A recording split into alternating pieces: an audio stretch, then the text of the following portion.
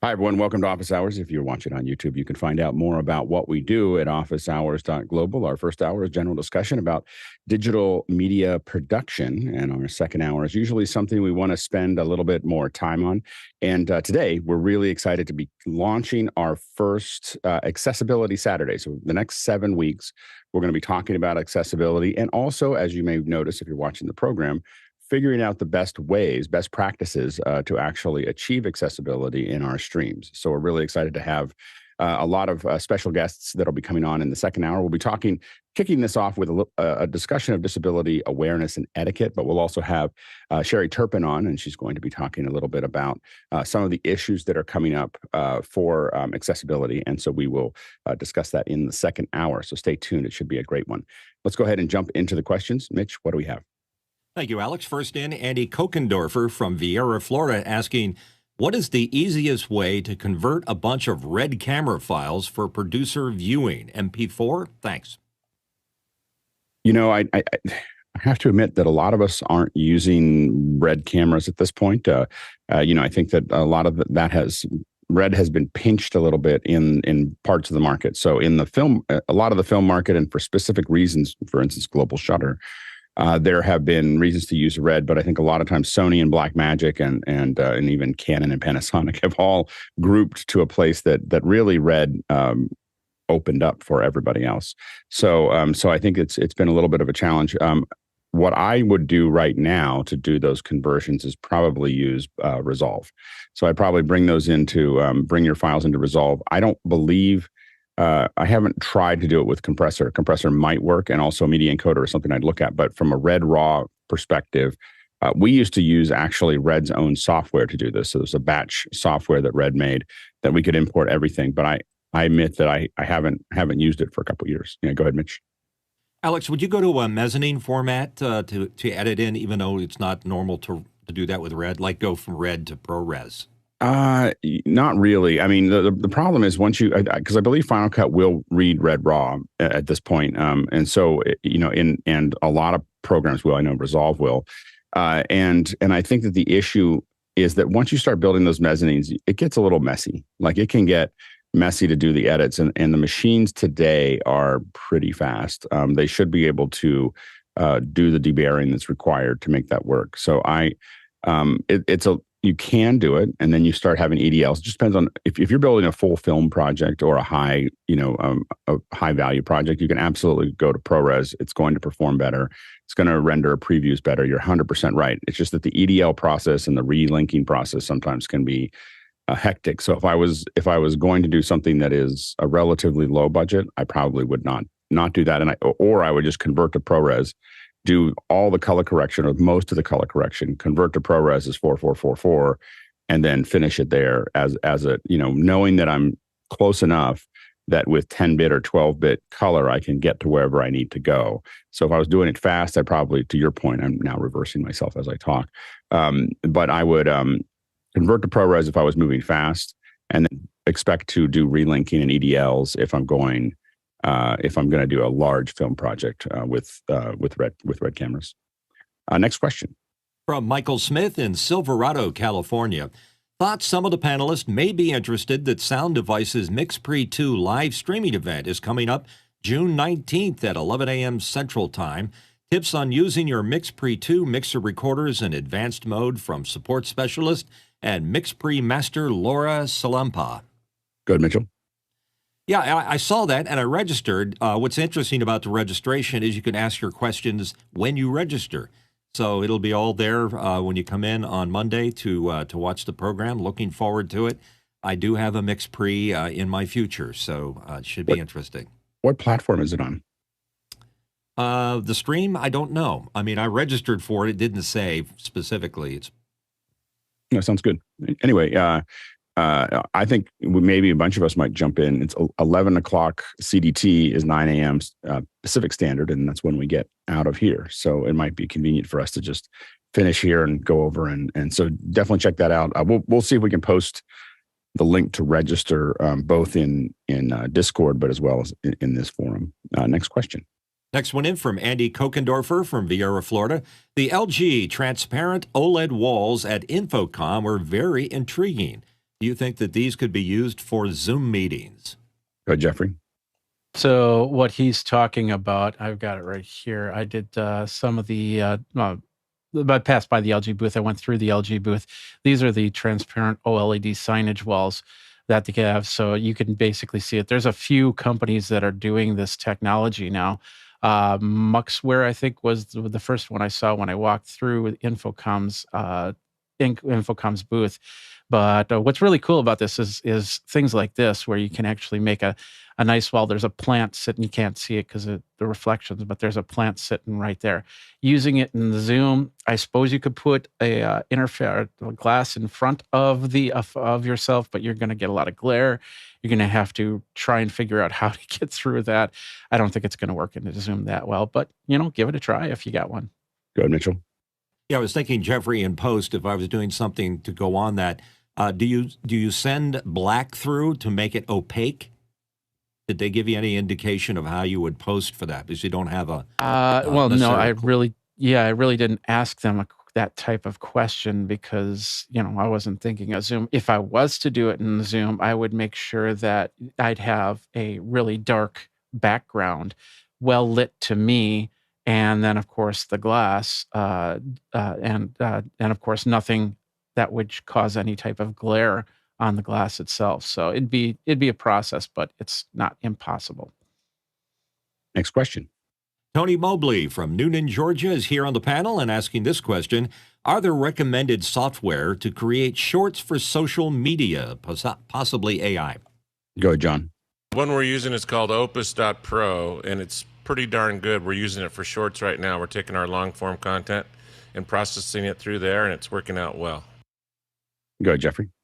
So Premiere Pro, I've been using the beta of Premiere Pro because they have the vertical options. You have the different types of tabs on top, and one of them is vertical, so it just puts it all in there. It works really well. One funny thing about Apple is I really wish that they would make iMovie set up so it would take vertical video, because right now what you have to do is you have to take the video, you have to turn it 90 degrees, do your edits, and then flip it back. Once you process it, flip it back. But the graphics do not, for some reason, they don't turn 90 degrees. So you have to pre-think the graphics, and anything, you can't put lower thirds or anything like that on it, or else it'll look really weird when it's finally in its vertical format. So, but Rush also does a vertical format. And of course, I'm expecting, I just did my first Final Cut Pro at InfoComm with a vertical format. So that worked pretty well. And of course, Resolve does vertical as well. Go ahead, Brett. There's also a few different mobile solutions for making YouTube shorts, but agree with Jeffrey, and Final Cut Pro makes it pretty easy, and iMovie certainly has its limitations. Go ahead, Tony. And if you gentlemen can just share the cost of those packages, please. I believe that iMovie is free, and I believe Premiere you need to have you need to get a full, kind of the full Adobe license, right, Jeffrey? Well, for Premiere, you can get Premiere on its own, which I believe is around $25 to $30 a month for the year. I think it's. I don't think. No, well, it's about $600 for the whole package a year, Right. for one individual one. So, and then of course Resolve, you have the free version, and I'm not sure. I paid a long time ago for the Resolve, so I don't remember what the price is. So Resolve is $300 for the Pro version, but there's nothing that all of the vertical video and all the other tools that you would need are free in Resolve, so that wouldn't cost you anything.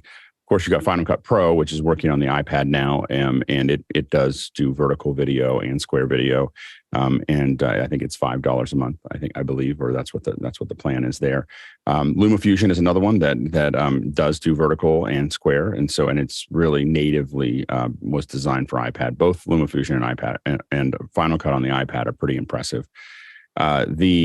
Most of the creators that I've worked with that are doing these are either using the native app, so they're using the native TikTok app, or they're using I think it's called Envision, which is I think it's the, it's a kind of a social app.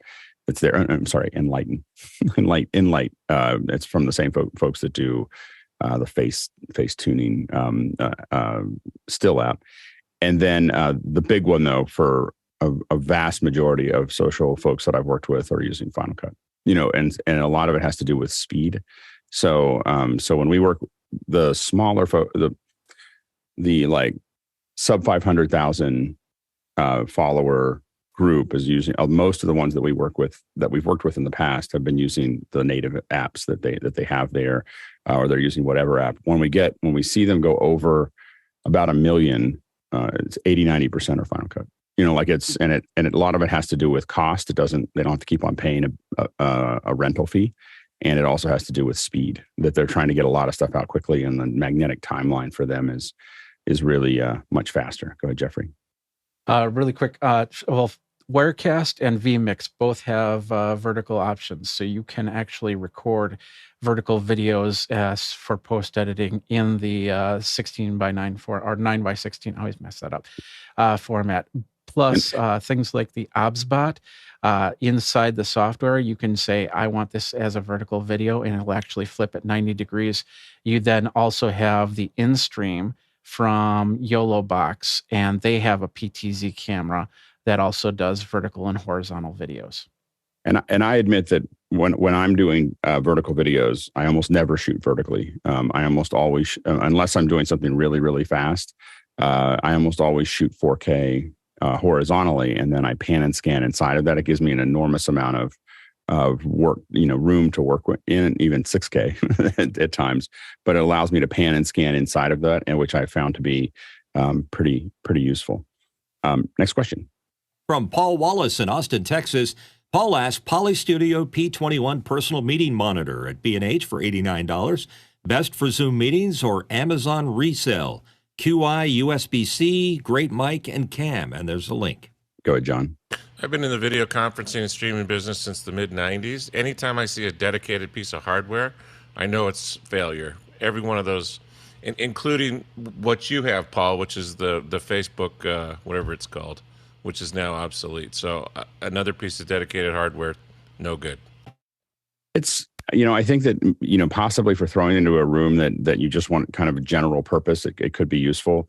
I think that if you're going to use something at home on anything that matters, it's probably not going to be a great device. The all-in-ones, as was outlined by John, oftentimes are pretty challenging to, it's a generalized service, not the specific things that we usually care about. So I'd be very surprised if it was effective at the level that we're used to. But throwing it into a room where someone can interact, or having it in a breakout or something like that might be there to let people kind of know that you're there. But I don't know if it'd be much more useful than that. Go ahead, Tony. I was putting my hand down, Alex, because you basically said what I was getting ready to say. I have a use case for it, and a question coming up soon. Yep. Go ahead, Jeffrey. So also at InfoComm, we saw a lot of different conference room situations. Logitech was really big on the conference room, not only just with the cameras, but also with door placards and things like that. HP has been in this business a lot longer than a lot of the other companies, I will say that. So when they do it, I'm not saying that they know how to do it right. They don't have the secret sauce, but they do have a good working knowledge on setting up conference rooms for this type of conferencing. So if anybody has a chance of this working, it would be HP. Go ahead, Brent. Can't hear you, Brent. There was an after-hours discussion earlier this week, and somebody had one of these sitting on their desk. It was a little glitchy, certain features of it, but the overall idea was pretty cool. But somebody did mention that to be really effective, it should be like a nice 55-inch screen instead of a small little desktop one, to be able to use it in a conference room or something like that. Yeah, it'll be really interesting to see where all of this goes related to conference rooms. The biggest problem with conference rooms is the glass. The glass is really the hardest part to manage. It's not really the hardware; it's the hard surfaces that really make many conference rooms almost impossible to manage. And so, and I think that companies, what we found during COVID was that a lot of C-suite, the executives, just didn't realize how bad their conference rooms were because they weren't in them. They were in them, but they weren't ever coming in remotely. They were always at the conference room, having it all seem fine to them, but it just didn't seem fine to anybody else that was there. They all you can hear is echo, and a lot of times with speaker mics and so on and so forth. It's really pretty egregious. Most of the time, most of us who have had to sit in hours and hours of those meetings are just trying to figure out what they're saying. We're not really paying attention to the conversation as much as just trying to grok what is actually happening. And so I think you're going to see a huge opportunity for a variety of installers and so on and so forth to probably rebuild the conference rooms from the ground up. It hasn't happened yet, but when companies finally give up on the fact that a third of their employees are never coming back, like they're always going to be remote, they're going to have to take into account that they have to support them. And a couple of ways to do that is to rethink their conference rooms 100%. Like just not like a little, but you really don't need all those whiteboards anymore, like that are causing a lot of audio echo. One big screen that's shared among iPads or other devices is enough to have the conversations that are required. Generally, you're also going to. I think you're going to find that. Now that they have more space, a lot of companies are going to rethink also the shared, kind of the open office, which was probably the worst office design in 100 years. And they're going to start thinking about booths for their employees. So if you come into the office, you're going to have something that is relatively quiet that you can interact with people that are online or other people in the company, but it's all kind of quieted down. So I think that we're going to see it's a pretty big opportunity for folks that are thinking that do this for a business. Next question. Next question in from Andy Kokendorfer in Vieira, Florida. Andy asks, can I please get your opinion on sticker graphic to promote clear Zoom mic use in Firefox? Yes, the emotional appeal is intended. Yeah, I don't know if we're going to get it up or not to show it, but it's a little Firefox with a good mic, and it says, I think it says, "Be kind, be clear," which is really good. So I applaud the graphic. Next question. Tony Mobley from Newton, Georgia, and here on our panel. Tony asked, I have an 80-year-old house of worship user who I got the Poly Studio P21 monitor for. What is a low-cost computer I can add to the device for Zoom worship services? I got Tony. So this particular parishioner is coming into the worship service on a landline.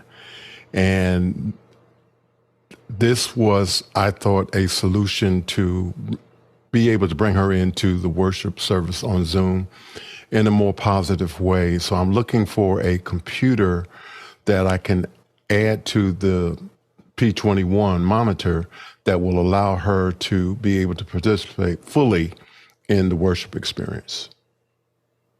I think that a lot of them, it really just depends on whether you're trying to get full resolution or not. So if you're dealing with a 360p account, then many PCs will work.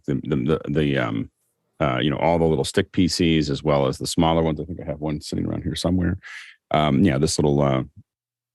This little guy here. This is the Miele Quieter 3Q would probably be enough to run it.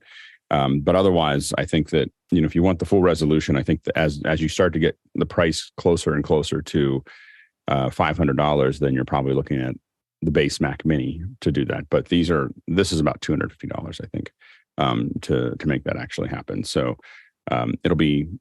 you will have more support calls with this. So your than you will with the Mac Mini. So your trade-off will be time and money, as far as what it takes to actually get it done. Next question.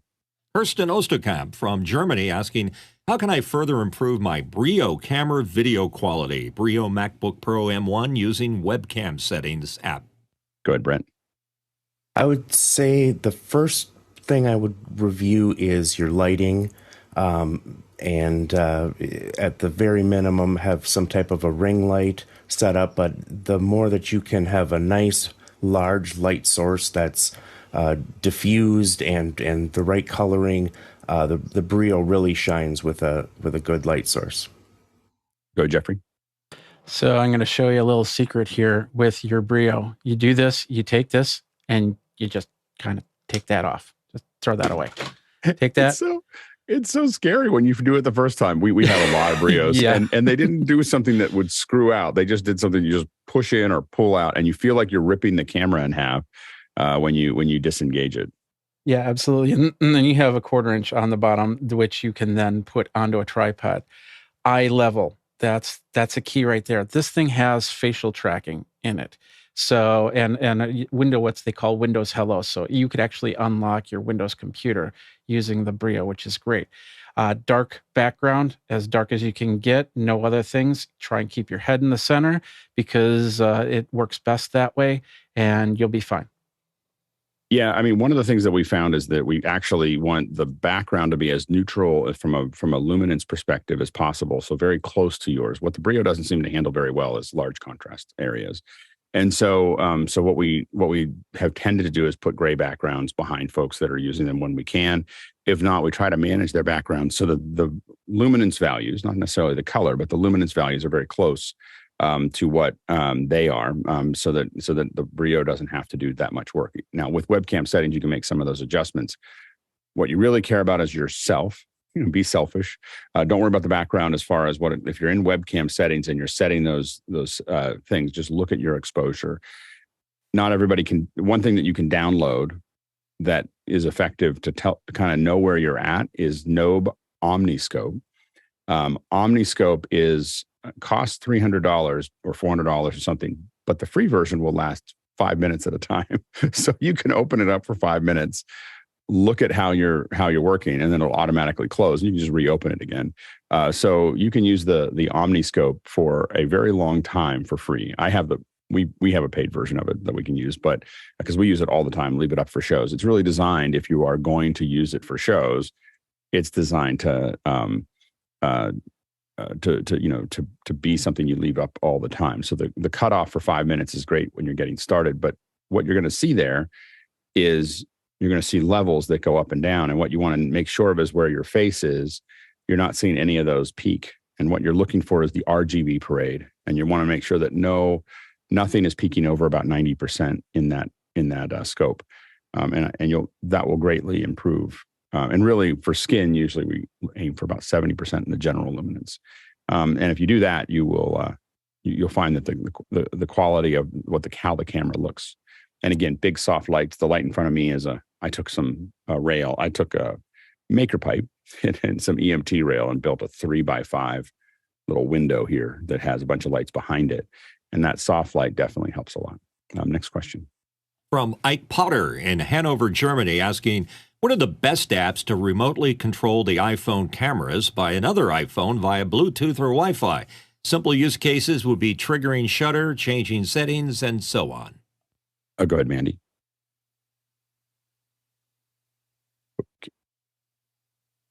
Good. If you have an Apple Watch, there is an app called Camera Remote on the watch. And when you launch it, this opens the iPhone camera. It gives you controls for the shutter, timer, camera front or rear, flash, live photo, and HDR. That's great. Tony. I have two, Filmic Pro and the Shoot app by our friend Michael Forrest, who is a part of the community. So both of them will do all of the things that you are asking about. Go ahead, Brent. Just to echo Tony, I was going to mention Filmic Pro. It's a little pricier, and they just changed their model to more of a subscription base, but it works flawlessly, and you can edit a ton of video settings remotely from one iPhone to another. Go ahead, Jeffrey. And if before that subscription of Filmic Pro, you actually bought Filmic, they have what's called Filmic Legacy, which you can still use, you can still download, and you can still connect to another device and do some remote control there. It probably won't be as robust as Filmic Pro will be, as that one's not going to grow as Filmic Pro is, but it's still very useful. I used it for all my video at InfoComm this year. Go, Tony. And I am using Shoot app right now, and I have been a past user of Filmic Pro, and both of them work extremely well. Yeah, and I think that, and Mandy, to outline, you're talking about remote control with just the built-in camera app for the iPhone. Is that right? Yes, that's correct. So you don't need anything new. Like you can definitely do, if you're just looking for basic operation, you can do it. You can just take the watch, or and control your iPhone's camera. These other tools give you just a lot more little dials to turn and so on and so forth. But it can be done without any extra software. Next question from Paul Wallace in Austin, Texas. Paul wants to know: panelists on Mac Break Weekly covered the new Apple Vision Pro headset. What was the verdict? Go, John. This is a 2-hour conversation that Alex can add to, but Jason got a chance to try it out, and I suggest you go listen to it. I think that this is going to be great by version 3, and then I look forward to glasses in 5 years from now. Yeah, and by the way, if you have questions for the first hour, we still have a fair bit more time, and so if you we've been kind of cutting through these very, very quickly. So if you're watching the show and you have any questions, go ahead and throw those in for the first hour. And of course, if you have more questions for the second hour around etiquette or disabilities, definitely throw those in as well. Obviously I was in that conversation, so I paid a lot of attention to it. I think that the headset's going to be a pretty big deal. I think that of course, people can watch whatever. I don't remember what I said, to be honest with you. In Mac Break, I'm usually in the moment and don't remember anything, as I go through that. So, but I think that people should, if you really are curious about this and you're really trying to figure out whether this is viable or not, I would highly recommend watching a lot of the WWDC videos. There are many videos about how vision works. And I can tell you, as someone who's worked with all the headsets and done development work for some of the headsets, it's the platform and the development tools and the thought process that Apple's put to it that is so much more robust than what everybody else has done. You're only requiring iOS and macOS and tvOS developers to step 10% over. They don't have to learn some new thing. They can develop with Unity, but they don't have to. It's very clear of how to get things done. You have windows, you have volumes, you have spaces. You define how those go. And Apple has been extremely good. The videos are extremely good, especially at 2x, just in case you're wondering. They do talk very, very slowly. So anyway, if you're watching them on the WWDC app, the WWDC app does not have speed control, so don't do that. Go to the web page or go to the Apple TV, where you can watch these videos at speed, because I don't know how anyone could watch them at 1x. Apple has a very focused way of talking, and as they build those out, that are, it's hard to watch at 1x. But at speed, they are incredible videos that I wish we could see. All of education could look like those videos, of explaining how something works, how something ties together, how you want to think about it, how to build those pieces out. Even if you're not a coder, they cut to the code. You just go hit the little plus 10 seconds a couple times and go, just stay with the theory that they're covering. And what you're going to see is an incredible ecosystem. This is not a gaming headset. This is a computing platform, and they've built it out that way. And I think that we're in for a ride. I think this is going to be, and I think that it will be expensive but great the day it comes out. Like the day it comes out, it's going to be a pretty great platform to work. Looks like Alex has froze up, so we're going to move on to the next question until give Alex a little chance to come back in. We can hear you. Next question coming in from Gordon. yeah, it's. I think. Are you guys hearing me? Okay.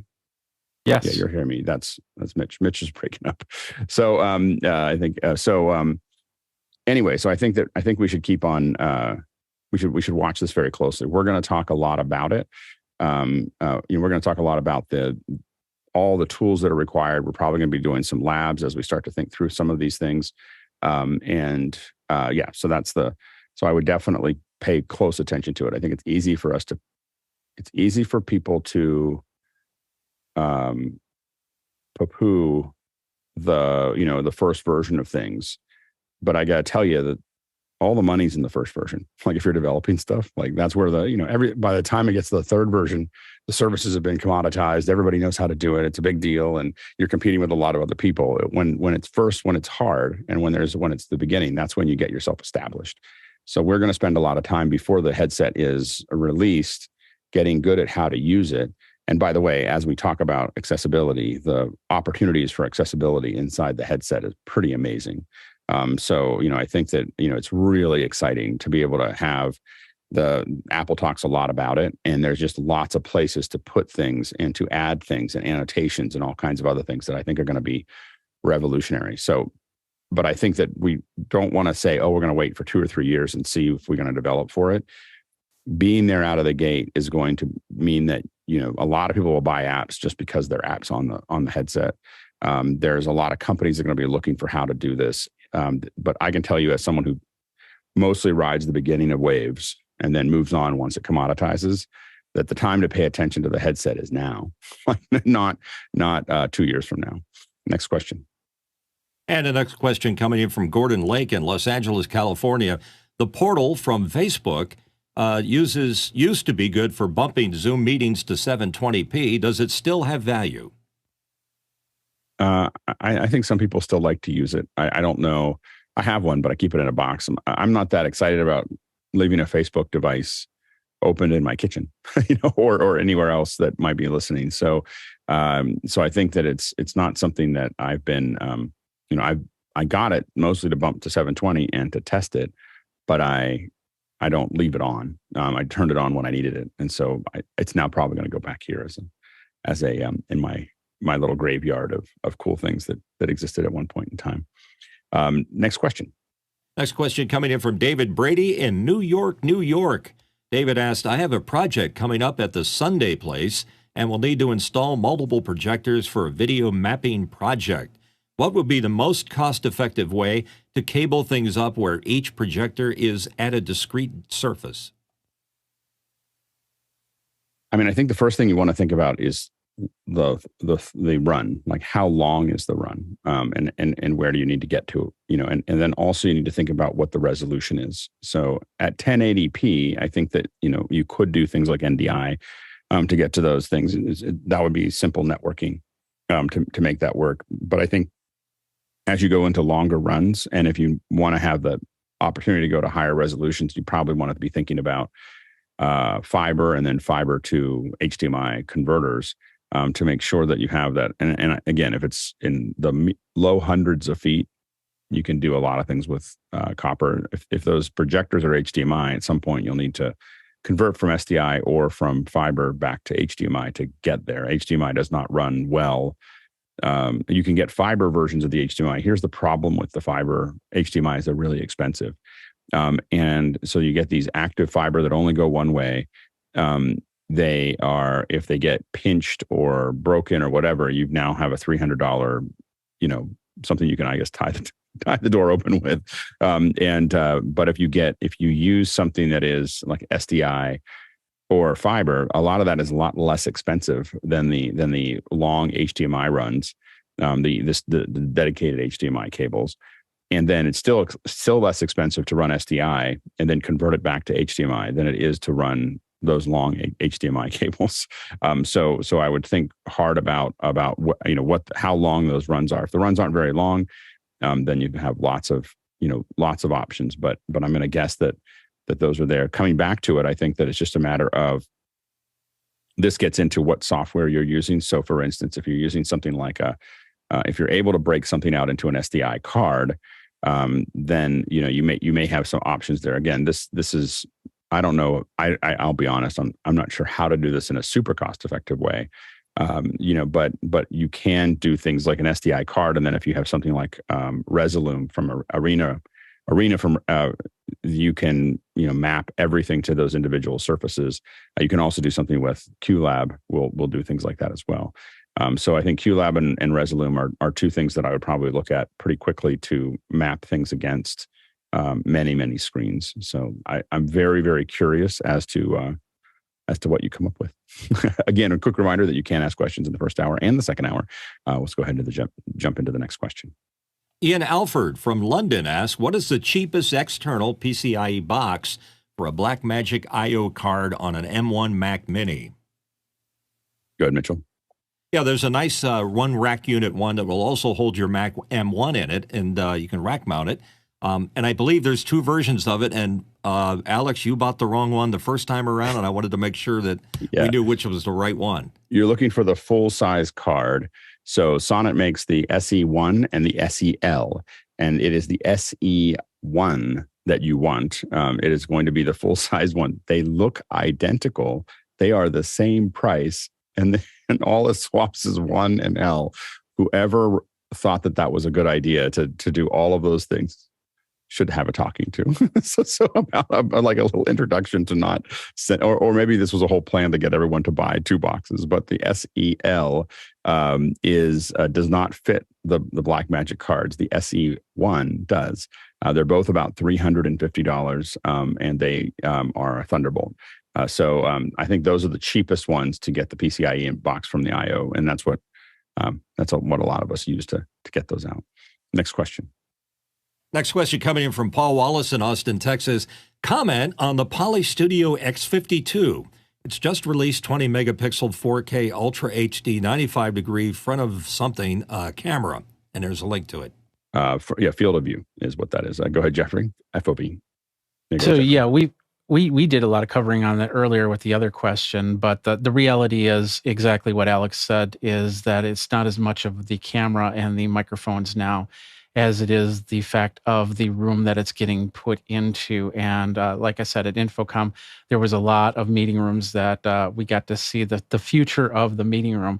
This is probably the only one that I really got a good video on. This is Logitech's little video cubicle things. So you can walk in and all the lights light up, and it's, once you close that door, it is just dead silent as you work from there. So I think that it's all going to be about making these rooms that are going to be big enough for a group, and yet not too big to make noise, and of course not too small, because I did see a couple there where I was like, there's no way I'm going to sit in that room for an hour shoulder to shoulder with somebody else, because it's just way too small and annoying for that, but it's going to sound great. So you give and take back there. Yeah, I spent a lot of thought about it. I really think that the comfortable size is about 8 feet by 12 feet by about 8 feet high. Like that is that's the size that people should really be thinking about in a way that doesn't create triggers for people who are claustrophobic. Like my mother would never get into that. She wouldn't even walk in, let alone. But the other thing is that size gives you a place to work. It gives you a place to interact with folks. It'll look great. But I think that some companies are going to start thinking ahead a little bit. I actually think that the conference room, when companies start to react, is going to go away. Like we're not going to use it nearly as much as we used to. I think that as we have more and more people that are offsite, it's much more getting people onto a playing field that everyone can be on, is giving everybody the ability to do the frame that we're having here. If you think about how the conversation would go with this many people in this panel, we have 10 or 12 people that are in this panel right now. Think about a conference room for 10 or 12. It's not nearly as clear and as good as what we have here. Now, a lot of people don't have that because they have bad video cameras and bad audio and but what we're representing is what it could look like if companies actually invested in people looking good and sounding good when they're in meetings, or individuals, making that investment. And so the thing is that I think that as that happens, this is a much clearer vision of, this is a much, I can see everybody, in a way that I can really see their faces. I'm not looking down over here. I'm not looking up over here. We're not trying to figure out all the little bits and pieces that we have to work with. And I think that, if you've actually, for people who have actually worked in these large companies, I've spent a lot of time desk surfing, and I've been a gray badge and a yellow badge and a red badge and a blue badge, and sometimes all in the same week. And I go through those. It's a disaster. Like the amount of stress that the conference rooms create inside of the company is so high, because you have to start on time. You got 25 minutes, and you got to be out of there before the next set of people who will be standing at the door when you are, when you're walking out. When it's just very, very stressful to do those. And if people had the space, and I've walked to whole other buildings off campus or in semi-campus just to get to a conference room. So it's just often. And so it is if companies started giving people with all that extra space they have because the open offices are empty, if they gave their employees the space that they needed to be there, you'd be able to have a hybrid system where some employees are at home some of the time, some of the employees are there some of the time. And I would argue that a lot of employees would want to come back to the office if they had a little cubicle that was set up for them to be in meetings and look good and sound good and not be distracted by everyone. You'd have a lot of people who would go, oh, I'd really like to go back to the office, but that's what I think that's the direction people really need to think about for companies. Next question. Rick Combs from Columbia, Tennessee. I've got a 10 to 12 person meeting sitting around a conference table, and one person can attend the meeting only by phone. What is the best way for the person calling in to hear the other people in the meeting? We put the call on speaker using iPhone now. I can tell you how we did it in PixelCore, because we had an office and we would have meetings where there's 5 or 6 people. We sent everybody back to their own offices and if there was one person on a phone, we would send everybody to their own offices and have them all on phones individually. We did not try to, we made almost no attempt. And I can only remember maybe a handful of times where we had a conference window open. And even if we were in the same room, we got really good at everybody being on the call, and we were literally muting and unmuting when each person was talking. So we just, if there were 5 of us sitting around in a room, we all got on the call and we all had our headsets on, and we all would just hit mute and unmute as we talked. And we got very, very good at it. And that is the best, if you're asking for what is the best way, is either nobody's in the conference room or everybody is is called in and they're doing mute and unmute. That is the best way. Everything else after that is a compromise to make for convenience for the folks that are in the room. But if you want to do it well, we did that for years, and it sounded a lot better. Next question. Gordon Lake from Los Angeles, California. Gordon wants to know, for wireless mics, is it okay to use rechargeable batteries in a production, or should you stick with new batteries? Go ahead, Mitchell. You can use high quality rechargeables. Make sure they're fully charged. Anytime you start a production, whether you're using rechargeable or new batteries, always make sure they're new batteries, because you never know at what point they might fail on you in the middle of your production. Yeah, I know it's controversial. When we do testing, a lot of times we're using rechargeable batteries, obviously, because we want to keep those going and everything else. I will admit that when I'm doing production that matters, when I'm getting paid for this to work, I buy high output batteries, and I'm only going to use them once, and I often replace them when they're less than half done. I keep those batteries and we just use them for testing afterwards. So there's a box of batteries that we just use until they die later. But in the actual production, usually we will use high performance batteries. We will replace them oftentimes once or twice a day. To make sure that that's the one thing we don't want to think about. so that's the, and so we're very aggressive about that, because it's just trying to explain to a client why the batteries died. Not a good conversation. So usually at every major break, we swap the batteries out and put them in a box, and then we still use them. We use them until they're expired. But and that's only during the event. During an event, we'll keep on swapping those batteries. Next question. Kirsten Osterkamp from Germany asks, how does Zoom Cuts make meetings, workshops, and small productions easier for non-technical people? And could you share the same or some cool Zoom cuts that were built in after hours this week? I don't know what was built. I didn't see a lot of Zoom cuts built in after hours yet this week. But it is. I'm pretty excited about the Zoom cuts in general. So for those of you listening who don't know what we're talking about, Zoom cuts is an app that's built, and it's on the Liminal Technology site. And what it allows you to do is automate. It's basically another Zoom client. So you wouldn't open your normal Zoom client. You would open up Zoom cuts. And what it has done is build it has all the hooks that you would need to now use shortcuts, Apple's shortcuts, and embed them in with Zoom cuts. And so you have not all the tools you'd have with Zoom OSC, but you have a lot of tools that are available to you at Zoom OSC. So you can have, for instance, and we talked a little bit about this, I guess what may be referred to as in last Sunday, Andy Carluccio jumped on with me, and we just kind of went through and started playing with some of those. But what the access that you get now is for a lot of people that thought that OSC was a little too heavy, like, it's a little too hard to figure out how to do the OSC.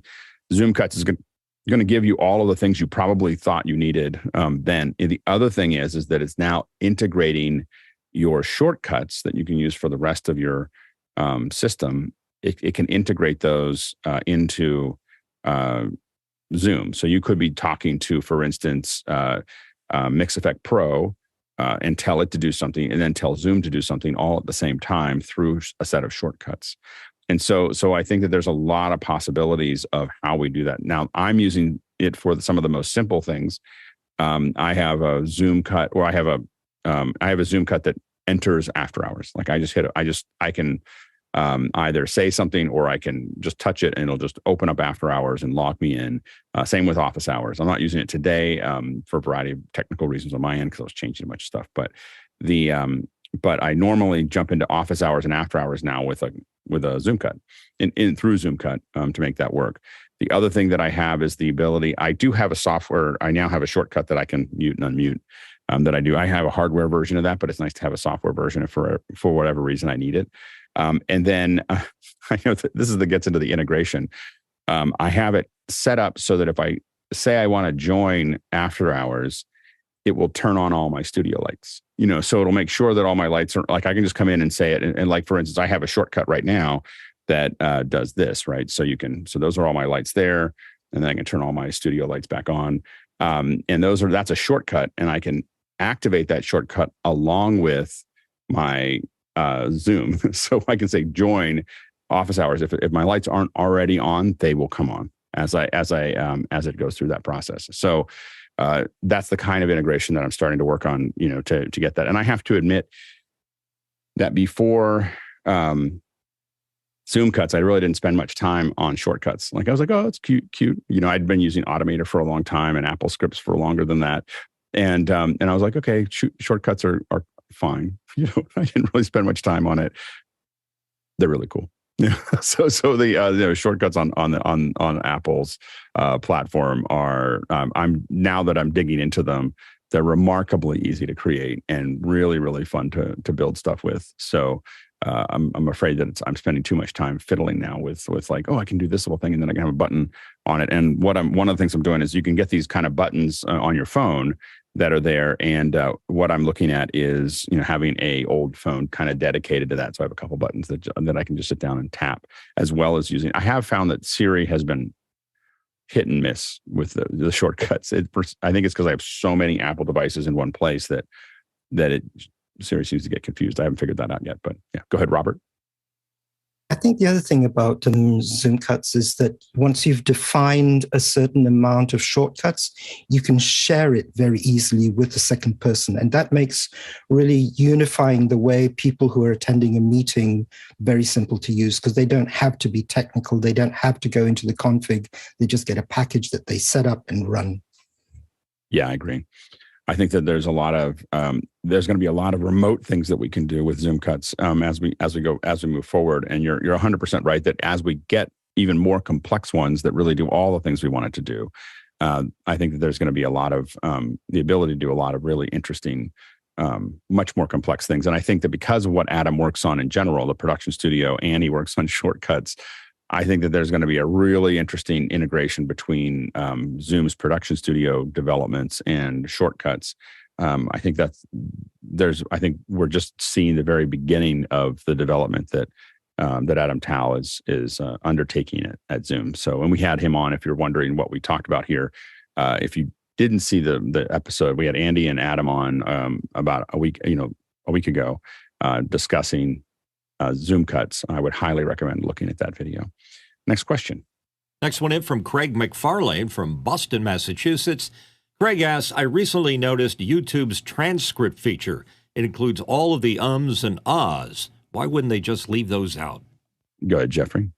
Because YouTube cannot assume anything. That they might, that person might be actually talking in a different language. And how do you determine that from an and an ah? There's no AI ability inside of transcripts besides the fact of actually doing the transcript itself. Could it happen in the future? Yeah, I think with a lot of these AI features that are coming out with editing options and other features like that, YouTube's probably going to look into that and try and figure out a way to probably and most likely improve their internal editor so you can actually take all that stuff out. But as for the general transcript itself, it does not want to touch with what it reads. It wants you to take care of any corrections that need to be done, and that means taking out the ums and the ahs. Yeah, you can see, it's not going to take that out. You're going to see that in the transcript as I say it. You can take things, and there are places where you can do.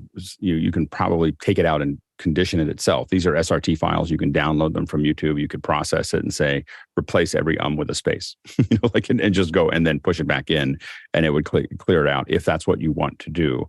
But I think that it's hard to know. Sometimes people want to use those words, and I think YouTube trying to figure out what you want to use and what you don't want to use is a pretty dangerous place for them to go in that process. And so I think that that's probably one of the reasons we don't necessarily see them trying to make those decisions. It's hard enough in most people's relatively poor video quality or audio quality. It's probably hard enough for YouTube just to get the words out in time, and put them up there, let alone start making subjective decisions on what should be included and what shouldn't be included. So I think that's one of the big challenges that YouTube has in that area. And so, we're at the very beginning of this. I mean, if you look at a lot of the new AI, the Whisper AI, and there's like Mac Whisper and Whisper AI, and those things are making a lot of those decisions in a very, very intelligent way. The large language models are just nailing transcription in a way that it's kind of amazing to see how accurate they're becoming and how quickly they're becoming. I'm testing a bunch of stuff in that area, and we're going to get to a point where when we look at the quality of it, I think that we're going to get to a point where you have a city council meeting, and it is, the city council meeting is finished. It's then converted to 60 languages, and then even re-audioized into all those languages. And this is like what I'm talking about. It's something that has no budget, that has no real reason to do that, but they'll be able to do it because this is not going to be a thing that has a constrained supply anymore.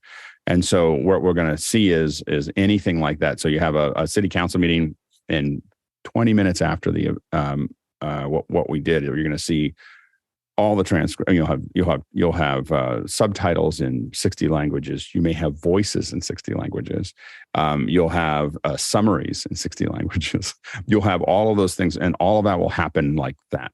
And the access to the access that people will have to knowledge is going to be dramatically different because it's not all going to be siloed. And I think that it's going to be a really interesting process. The other side of that, of course, is that we have a real challenge with what I would say as content creators, as we are content creators, we need to understand that the content is about to go into hyperinflation, which means that the value of each piece of content is going to start dropping dramatically because there's just so much content out there. It's just going to be a competition for time. Like, how much time can someone spend listening to something or looking at something? Suddenly everything that's being done is going to be available. And so it's, in audio and video and everything else. And so that's going to be, as content creators, we really have to be constantly thinking about where we sit in that food chain. And I think that we have to be very careful of not assuming that everything's going to be the same for forever. So it's just something that a lot of us think about this a lot, as far as what that actually looks like. Let's go ahead to the next question. And we probably have another room for about one or two more questions if you have them for the first hour. Go ahead. Let's go to the next question. Gordon Lake in Los Angeles, California has a question. Why can't vMix replace an ATEM for most use cases, or can it? Go ahead, Jeffrey. I think it can. The only problem is trying to get vMix into a box like this size. I could literally set this up at my home and then take this out and put it in my bag, take it out to the remote session and use this like this without a computer. Just hit the buttons, like I said, all pre-configured, and go from there. I have my vMix, portable vMix box. It's also portable Wirecast box, which that's an advantage, switching from one piece of software to another. But it's an Intel NUC Skull Canyon. And if I want to bring in HDMI, I either have to get USB dongles for the HDMI, or I use something like my Sonnet box with a card in it that can do multiple HDMIs in. I also use NDI for that, so that's an advantage for having the vMix box over the ATEM Mini. So as you can see, it's basically a give and take. If you want ease of use and low weight, then an ATEM Mini is perfect. But if you need to have more functionality, then getting yourself a smaller box, and the newer Skull Canyons have the ability to insert a PCIe video graphics card for the GPU side of things. Yeah, I think that it comes down to expense. As Jeffrey, I think, was kind of alluding to there, is that you can replace vMix, but to get a PC that will do, let's say, 8 channels with a super source and everything else, there's a PC there that's going to cost more than the ATEM to get that done. And so I think that that's the challenge that you have, is to do it stably, and to have what you need for that. You're gonna end up spending more, and to be honest, it's going to be less stable. so you're gonna pay. You're going to pay more money for something that's probably less stable than the ATEM is to get those things done. So there's definitely a place for vMix. A lot of people use it in the cloud. A lot of people use it for a one-person production pipeline.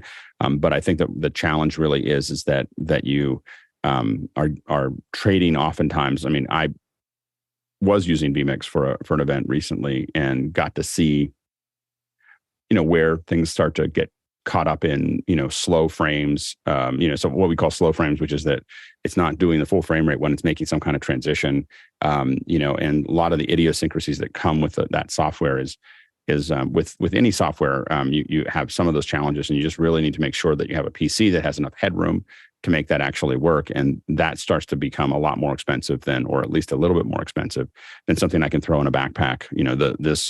We're taking an extreme to a soccer game tomorrow, and it's just like a little piece of the box. Like, we're just going to do this. I don't have to figure out how to have a PC or figure out how to tie it into a laptop or figure out how to do any of those other things. I just feed all the cameras into it and start cutting. And so I think that to exactly what Jeffrey was talking about there, I think that oftentimes the ATEM makes more sense. What I do think is going to be interesting is to see whether Blackmagic decides to go at vMix at some point. A lot of us believe that the software that Blackmagic has created and the functionality that it's created on its hardware could easily be ported to the web, or ported to a PC to go in, or a Mac, or both, to do the video editing. There's so much available that Blackmagic could go after the software market as well. They've been resistant to that, I think, partially because they make hardware. So they but I think that is something that we may see in the not too distant future, or a lot of us hope we see in the not too distant future. All right, we are switching over to our second hour, and this is our second hour, but the first time we're really focusing on accessibility, and we're going to have a couple discussions here about accessibility. Eileen McCartan is going to be talking about a little bit later, is going to be on and talking a little bit about etiquette and how we work with the accessibility market. But first, we're going to have Sherri Turpin on, and Sherri Turpin is the CEO of ZP Better Together. It's a leading provider of communication solutions, including video relay technology and interpretation services for the deaf and hard of hearing individuals. And so, Sherri, it's good. Can you hear me okay? Yes. Okay. Can you hear me? Yeah, absolutely. That's when we first have our first guests on, we always try to make sure that the connection's working there. Yeah. Can you tell me a little bit about ZP Better Together? Sure. Well, thank you first. I want to say thank you for having this conversation. It's an important conversation, and I'm so proud to be here. ZP Better Together is it's a single source provider for the deaf and hard of hearing. We're United States based. If they need communication access at work, at home, or on the go, we are a provider of choice. And now you're not the founder, but you're the CEO. Is that right? You became the CEO of ZP Together? Yes, I became the CEO in 2015. And what brought you to ZP?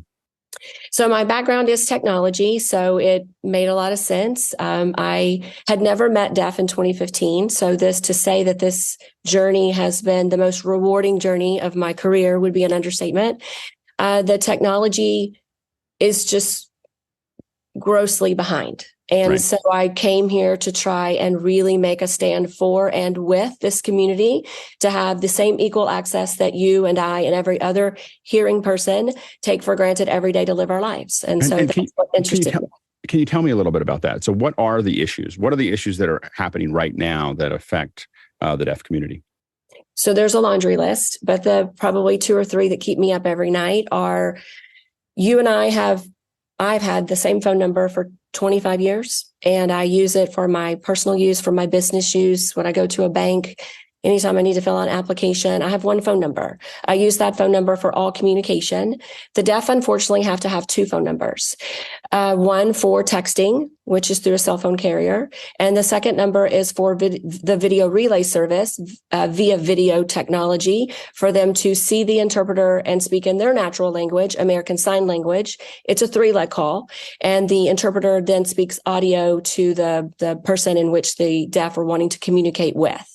So it's the 21st century. Who really has to navigate 2 phone numbers? It's really unreal to me. And it's really hard for them whenever they try to buy a house or fill out an application with a bank. Some bank institutions won't even work with them because they have 2 phone numbers, and they just lack of education for them to understand that that is their environment and that they do need to accept both types of phone numbers. So we really want to get them to the 21st century with one phone number, no matter how they need to use it, equal to us. The really, really big one is emergency 911. And the best way to describe it is when they're in their home and they have an emergency situation and they call 911, we are, if you're a provider for the deaf, you also service their 911. We know where they are. But if they leave their home and they're on their mobile, we cannot locate them. Unlike you and I, if see an accident or we're in an accident, we dial 911 and it geolocates us immediately for 911 dispatch. And it's really, really bad. And they can't help their fellow friends if they see an accident, and they are unable to be located. So they have to be coherent to describe where they are, or hope that someone can be near them to describe where they are. And this has kind of led to you working on the Stand With the Deaf Community campaign. Is that correct? Yes. I started back in 2015, and I would sit with this amazing deaf executive team that really does guide me. And we would do a contrast and comparison. I have this. Do you have this? I have this. Do you have this? And the list just continued to be created. It was filed in the FCC docket in 2011, a list of inequities, and that list just continues to grow. So all I did 2 years ago was dust it off, highlight it, and went on an advocacy campaign with different advocacy groups, my executive team, the deaf community, and anybody that will join us, stand with us, and we're calling it Stand For or Stand With the Deaf Community to solve these inequities, which we have to solve through the TRS-VRS program through the Federal Communications Commission. And so there's a petition out. Where do people find this petition? So you can find it on I'm going to mess it up. Stand With the Deaf Community. It's nationbuilders.com. It's like a legit petition site. We have it, I think, posted somewhere here for everyone to find. We have over, as of this morning, 7,500, which I will say are mainly hearing. The hearing community was completely unaware that this was happening. The deaf community, unfortunately, has lived with it since this program inception, which is a little over 20 years. The ADA, 33 years ago, made a commitment to bring equal access to this community, and they're doing just the bare minimum. So we've created this petition for anyone who is willing to help us fight these inequities. It takes no more than 5 seconds to sign the petition, and we will be submitting the petition next week to the FCC to show everyone in the FCC that we are all standing together, that we should have equal access for all. And is there other things? I mean, we talked about the 2 phone numbers. Are there other inequities that you're trying to solve specifically with this, with the petition? Yeah, there's a whole list of them. Zoom, this conference unit here, any conferencing, which the FCC did vote in, I think it was last week, to do a public, it's called an NPRM, a public notice to discuss how all conferencing units could be more integrated. So it's Zoom, it's WebEx, it's Teams, it's all of them. And how would they be integrated? What do you mean by that? The provider, like myself, would have to have full accessibility so we can automatically pen the interpreter. You see the interpreters here, where the interpreter is next to me, which you can see here. We've done that on the front end with your team before we joined. So it's just a little kludgy, and we are looking for it to be a seamless integration. And we're happy, all providers, there's 4 of us total, are very happy to work with all of the different platforms to make it a smooth integration for the deaf when they actually join for conference calls, for podcasts like this, for interviews. As we know, COVID kind of changed the conferencing platform environment. So we just need it to be very accessible. Yeah. And I can say that we worked on the back end. This is thousands of dollars of hardware and a lot of work for us to set up making this work seamlessly or relatively seamlessly. So it's not a trivial problem for people right now. No, and your team did a phenomenal job. But to your point, it took a lot of work on the front end to get this to happen today. It's beautiful, by the way. Thank you. Well, thank you. Thank you. Now, do you think that this is going to work? Do you think that the petition is actually going to push through with the FCC? Do you think that there's the right mix in the FCC? That's always the question, right? Is like it's all like who's there, but what do you think are the chances? So I've been very fortunate. We're in what was called a rate card. It's every 4 years. This last rate card, which was in 2017, really got extended due to COVID. I've been very fortunate to have phenomenal relationships with all of the commissioners and the chairman, and now the first chairwoman, Rosen Warsaw. I'm here in DC. I'm in my hotel room. The decision will be made by the end of this month. And I was with all of them just last week and will be with them next week. Everybody wants to help the deaf. When you meet them, they're a beautiful, beautiful community living their life fully, and they just should navigate it equally as us. They're extremely bright, extremely creative. They can contribute to the world and to society if we would just give them the technology at the same accessibility that you and I have. And I am very optimistic for the first time in the history of this program, that this program will be reorganized and restructured, that will fully invest and not only catch up to technology, but stay caught up for years to come. That's great. And you did a film, didn't you? I mean, you had a film recently that you produced. Where can people find that? So the film is on our website, and it's also at our petition. So if you want to watch it, it's 8 minutes. And I'm honored to have put together, and everyone told me it was just a really clear documentary, and it's with some deaf executives and deaf members, and I'm just a guest in their story. But it is on our petition site. I would encourage everyone to watch it. It really does describe the inequities, and it's heart-wrenching to watch. But you will see everything we just talked about in the documentary, and it was hosted on CBS News digital site as well. As we kind of finish up, what is one of the most important things that the audience needs to know about this program? So as I mentioned earlier, I had never met deaf. I had no idea what they were dealing with. And it is, because I come from a technology background, it is really disgusting to me that anyone has allowed this to happen for the period in which that it has happened. So the moment I explain to anyone what is happening and they watch the film or they just listen to us, there's been like a tsunami of support from the hearing. It's a lack of education and awareness. And once you know, you can't not support and get to work. And I would encourage all of you, we could use all of your support. We could use a signature of a petition. We are in the 11th hour of really, for the first time, doing something really great for a community that is so deserving. So I just plead with you that if we have any questions, I'm happy to answer them. But the petition site and the documentary really does explain it, probably more than I could ever explain it. And again, the petition takes maybe 5 seconds. So your name and an email address, it's super simple, really will make a difference, most likely in a hearing next week on the Hill. Thank you so much for your time. We're really excited about it. And we're really excited about this summer. We're really working on, I've worked in a lot of accessibility, programs, to make different programs possible. But it is to what you're saying, it's always a heavy lift. If we want to even add captions, it is this huge pipeline that we have to build that is not trivial for people to do at a high level, at a high quality level. And so I definitely can see where you're coming from there. And I think that we're hoping that we're not only talking about accessibility over the next 7 weeks, but we're going to be experimenting with it. So you're going to see more and more, like even the video that we're doing right now that you see in the program. This is hello world for us. This is the very beginning. We're going to look at how we keep on dressing that up. How do we make it? How do we keep on moving that forward? And then show other people how we're doing it, so to make sure that they understand that it's possible. And these are I think what a lot of people are missing is, what are the steps? What are the steps to get from here to there? And so we're going to try to figure out what those steps are, taking some of the stuff we already know how to do, but then learning how to do these. One thing that we suddenly realized as we started to talk is we've done a lot of ASL in the past. What we haven't done is having people using ASL in the program and then having someone interpret that, an interpreter there. And so we realized that's a new thing for us to really fully incorporate deaf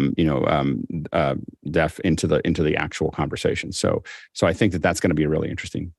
Well, I can't thank you enough. It takes people like you who will, and Tim, I know Tim, that will just pause and ask questions. There are no dumb questions. I tell everyone that.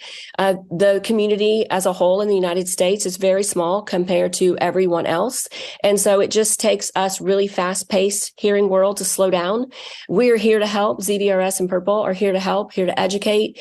Here to offer interpreters, here to adjust as you navigate through this over the next 7 weeks. And you can never ask us enough questions. It is truly, in today's world, the right thing to do. And I'm just honored that you're doing it. I couldn't be more happy to partner with you. Well, and we're hoping that you're going to come back a little bit later this summer and give us an update. Is that possible? I put you on the spot here. I would love to come back and give you a very positive update. I might be able to do that in just a couple of weeks. So okay, great. So we'll if you have something, let us know and we'll get you back on. Okay. Thank you very much. Thank you so much, Sherri. Thanks so much. All right. See you later. And now we are going to jump to the second part of our second hour. So we're going to the next step here, and we're really excited to have Eileen McCartan on. And Eileen's from the Northern Virginia Resource Center for the Deaf and Hard of Hearing Persons. And Eileen, welcome to the show. Can you hear me? Okay. We can't hear you yet.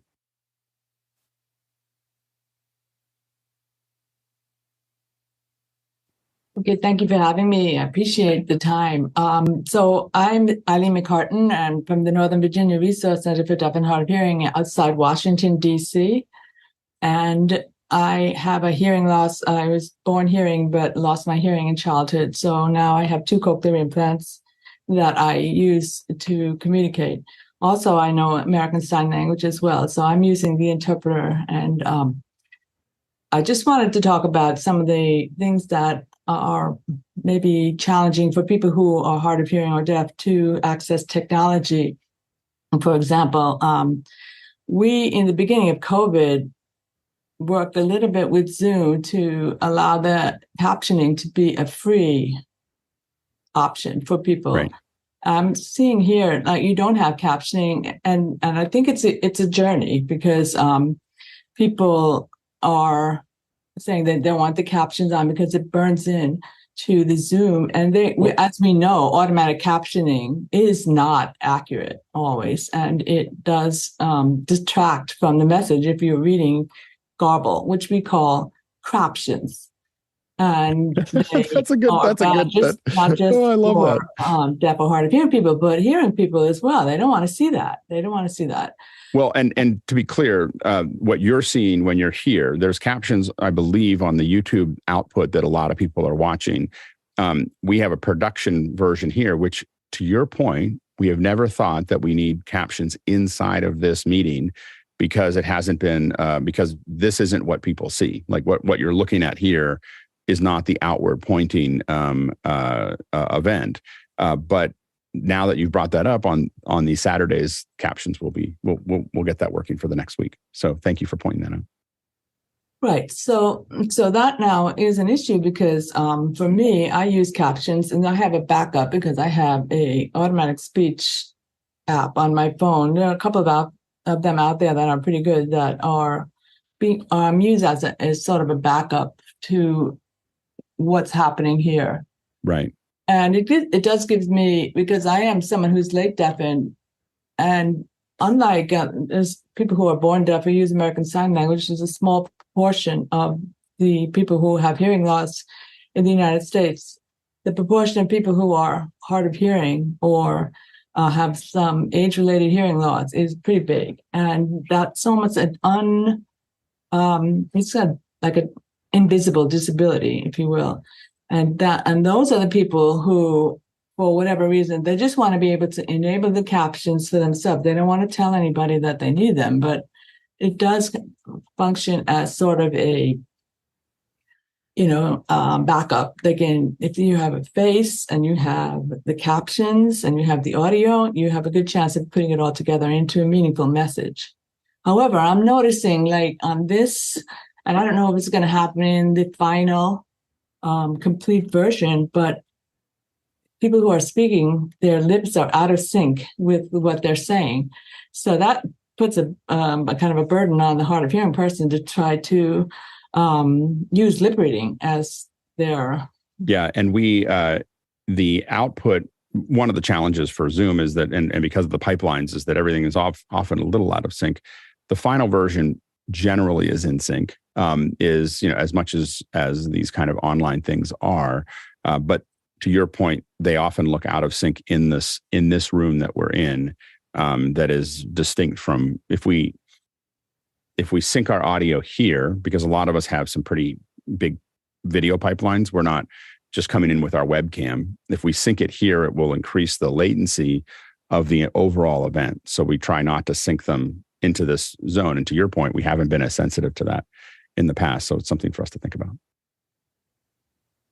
Yeah, and I think that Zoom does allow you to just allow the participant to see captions, and the product that you as a host get at the end of it, you can either accept or not accept those captions. In fact, my experience is that they do not burn in. But again, that's a technical thing that I don't really know that much about.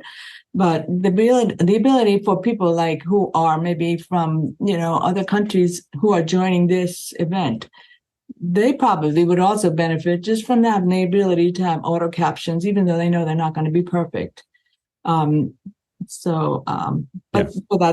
that's something about technology, and the ability to put the interpreter right next to the speaker as an option is another advancement. For example, in the past, you either had to pick the interpreter and pin the interpreter, and then you couldn't see the speaker. But this setup here is where the speaker is in a box and the interpreter is in a box, and you can choose that option. That is great. That's wonderful. So I can look at the interpreter, and I don't have to kind of find her on the Zoom screen, and that's helpful. So it feels like every few months things are getting better. Like captioning in Zoom, you can actually drag the Zoom away, put it wherever you want. I really like the captioning in Zoom better than most other ones because a lot of them are pinned to the bottom or pinned to the top or pinned somewhere else, and being able to just put it where you need it to be has been super useful. And there are ways, of course, in Zoom to have a person caption these as well. So that we've done a lot of events where we bring in, we can attach a using ICAP and EEG products and so on and so forth, attach a person directly to the Zoom event and have them or the clip systems. We can actually have them push straight into Zoom. So there's a couple different options there as well. You can have them push straight into Zoom, but you also and you can also have a stream text on another device so you can see the captions on another monitor all in one place. Yep. With it. So those are wonderful improvements and make it possible to save the transcript and look at things later and review that. And I've also heard that the transcripts and the ability to do that is very helpful for people who have ADD. They can't maintain focus that long, but they can go back and look at the transcript, or who have autism and they have too many sensory issues and they need to switch over to something that's better for them at the moment. Well, and I think that what's interesting there is also that captions or subtitles were something that were mostly an accessibility feature, but nowadays I know that my family leaves subtitles on 80% of the time, and that has to do with what's interesting is that has to do with the Hollywood has changed the way it mixes films. And a lot of people can't hear the dialogue anymore, so everyone's turning the captions or the subtitles on in a way that they didn't in the past, and so it's a really interesting process there. Yeah, absolutely. Yeah. We've got a couple comments from Michael Coffer. Did you have something to add there? Hi, Michael. Oh yeah, about the question, or sorry, it was hard I for didn't know me if to there was track a something little bit. In general, a lot of folks, we have a thing on the back end, so we just kind of if you have a general, is there anything you want to share before we get to the general questions? Oh no, go ahead with the questions. All good. Yeah, okay. I just had a comment on some of those questions for sure, but thank you for ZP to providing the interpreters for this event. I truly appreciate it. It's really great. I'm really excited about it. I've often thought that we should, in production, we should teach people ASL. In fact, we might try to drag somebody here to help us do that, because being able to look across a production and do what we tell someone something without comms would be very useful for us. So we've thought about it as a language that would be useful for production people to know in general. Brenda, did you have anything else to add before we jump into the questions? Yes, this is Breden. I do thank you for having this event. I did want to throw in a comment about the Eileen was talking about the Zoom captions and all of that. I think it has been wonderful to have.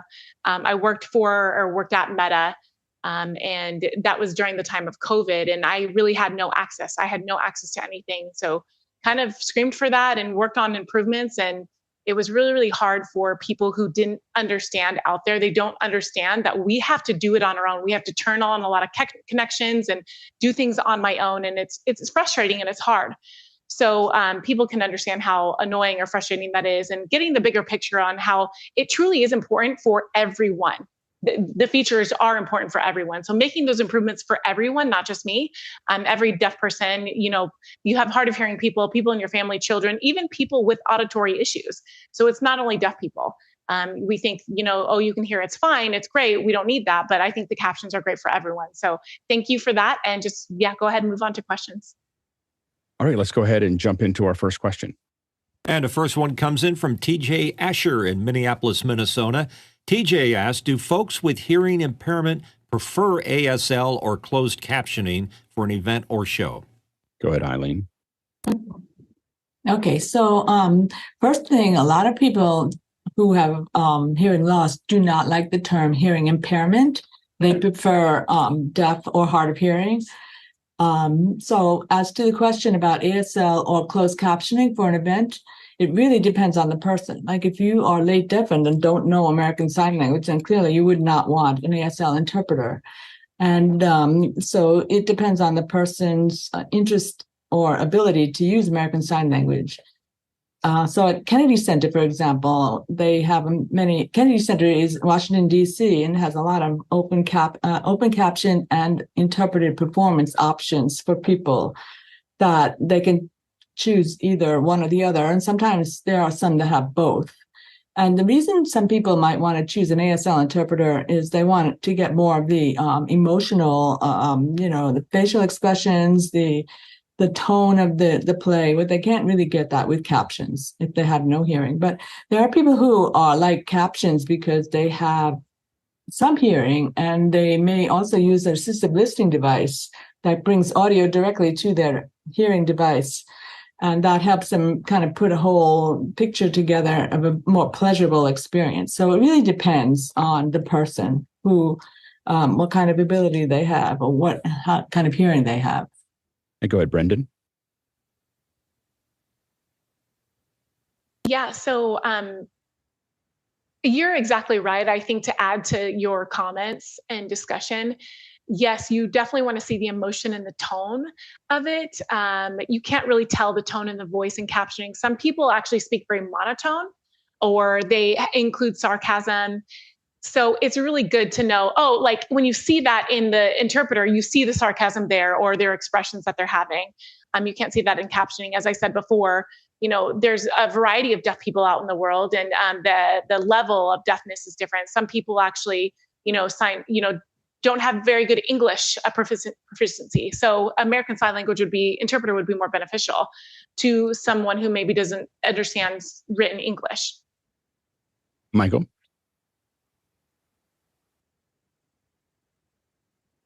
Yeah, this is Michael. I would like to just say a few things. First of all, that question is a very common question that we hear. Oftentimes when a person says hearing impaired, I always ask them to look at the dictionary on what impaired or impairment means. And it truly means damage, that you're damaged. And we don't consider ourselves damaged. We are just happen to be deaf or hard of hearing or have a hearing loss. And as an example, the visually impaired community has actually removed the word impaired as well. So that aside, if we could move on, we always say deaf or hard of hearing or person with a hearing loss. With the second question in terms of an ASL interpreter or captioning, they're two separate things. The captioning should be everywhere. It really should, no matter what, no matter if a deaf or a hearing person is there or not. For example, we can't assume that every hearing person can, in fact, hear perfectly. There are some, like my father is hearing. He depends on the captioning services. He can't hear certain words, so he'll look to the captioning. Now, you all also have to think about why in Europe and in other countries they have higher language acquisition than Americans. And it's truly because in America, the things that we make and whatever, and we distribute or hand them off to another country, the other country then changes it to their languages to be captioned on there. So that should apply to both hearing and deaf in other countries. They're able to use both. With their language, they're able to pick it up quicker in comparison to Americans. Or in America, we just watch a movie and it may get lost on us because the captioning is not there for everything. Now, with the American Sign Language, it really depends on if a deaf person is there or not, right? If you want an interpreter and have that request. But oftentimes, I do like both. For this especially, for example, if the interpreter signs something that maybe I'm not really sure, because it depends on where the interpreter is from. That interpreter can be from California, that might sign slightly different, and I might miss the word or the sign, and I can look at the captioning and go, oh, that's what the interpreter meant. Every state has slightly different signs for different words. So that obviously would help you all understand another reason why captioning is important. And isn't there a distinction between when we're talking about sign, isn't there a distinction between people who were born deaf or people who became deaf and how they sign? Is that I know we've gotten into some discussions about that, and there's sometimes a preference between the two. Is that, Michael, can you talk to that a little bit? Yeah, go ahead. All right. I see we got a new interpreter. All right. Very good. Michael here. Yeah, I always want to make sure that I know who the interpreter is, and then I get myself pinned. All right. I personally was born deaf, very deaf. I've been very deaf. I have like an 87 decibel on one side and 110. So in other words, I have never heard sound in my life. People often say, "Oh, I'm so sorry." And I said, well, I've actually saved a lot of money by not paying for music in my lifetime. So I'm not sure what the cost of music is anymore. But being born deaf, I was raised in an oral environment because back then, I'm not as young as y'all think I am. I'm pretty old, forget my age. But I, learned how to grow up in an oral environment, not American Sign Language. So it wasn't until I was in high school where I started to learn American Sign Language. I am a native signer, right? Well, maybe not necessarily, but it depends on the person's willingness to adapt and accept ASL as their language, right? If you look at any other spoken language, some of the people who grow up speaking Spanish, they're still not proficient when it comes to reading Spanish or being able to speak Spanish. It's all dependent. I would say it's very similar, individually based for sure. Hey, go ahead, Brendan. Awesome. Yes. Brendan here. Michael May grew up oral. I grew up in a mainstream setting. And I think it was kind of a mix of both oral instruction and signed instruction. I was taught how to speak. I was taught to understand, things that were repeated every week in terms of audiology.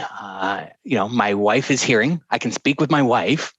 But it's not the same, right? It's kind of hard to find areas of both. So I've been able to live in both worlds. Those who are willing to learn to sign with me, I'll use sign language. If they're speaking with me, they speak with me. But like I said, I grew up in a mainstream program. I'm married to a hearing woman. But from a deaf school perspective, I can see, their environment is different. And then they go home and they leave school. And then they go home an hour away. And so there's a lot of variance in our community.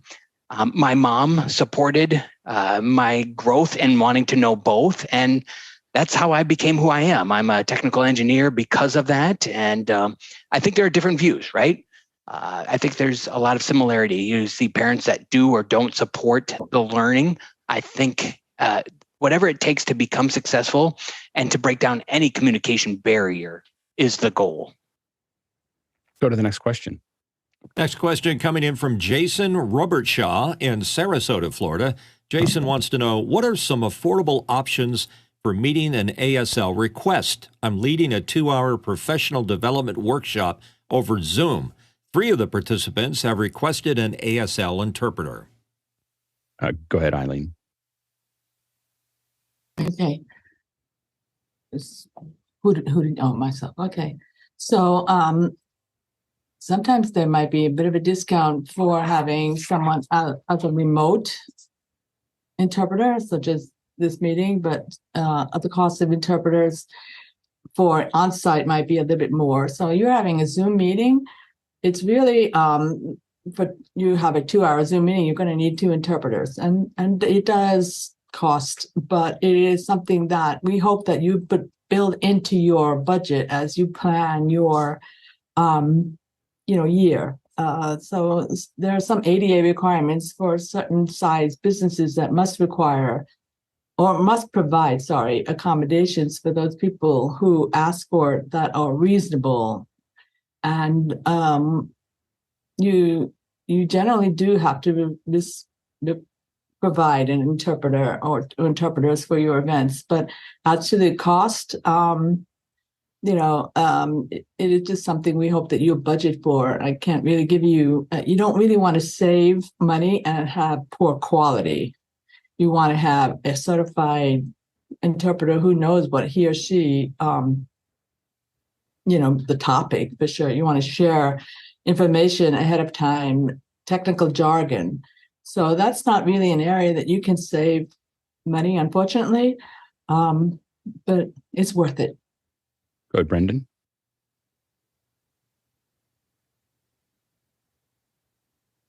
Breden here. Great point, Eileen. You make excellent points. And then as a deaf person who uses sign language day in, day out, every day, I have experience, going into huge technical companies with meetings of 30, 40 hours. Imagine as a person, I require a very highly qualified interpreter because I need to know how I sound to the audience. If I sound less than, I don't want people to look at me as being less than. So it is very important that I have the right voice, the right interpreter, somebody who matches me. That's, for me, could take about 6 months, right? When I was hired at Meta, it took 6 months to build a team of somebody that understood me and I understood them, because there's so much technical jargon out there. There's every interpreter, is not an expert in those areas, right? So you bring them in, you got to understand, some people are afraid. I mean, my job can be overwhelming. There's a lot of acronyms. There's a lot of jargon that people just don't understand. So I love my group of interpreters. We work phenomenal together, and it makes it possible to understand. So again, discount interpreting is not an option. I'm sorry. I've had very bad experiences in the state. The city of Fort Worth hired an interpreter without my input, and when I got to the site and started to communicate, I looked dumb, and I couldn't just walk away and leave. So, I guess same as any other foreign language, you want to sound like a professional, not a third grader, right? I liken it the same to me. So it is important. Get the right team, get the right people. How do you know if an interpreter is good or not?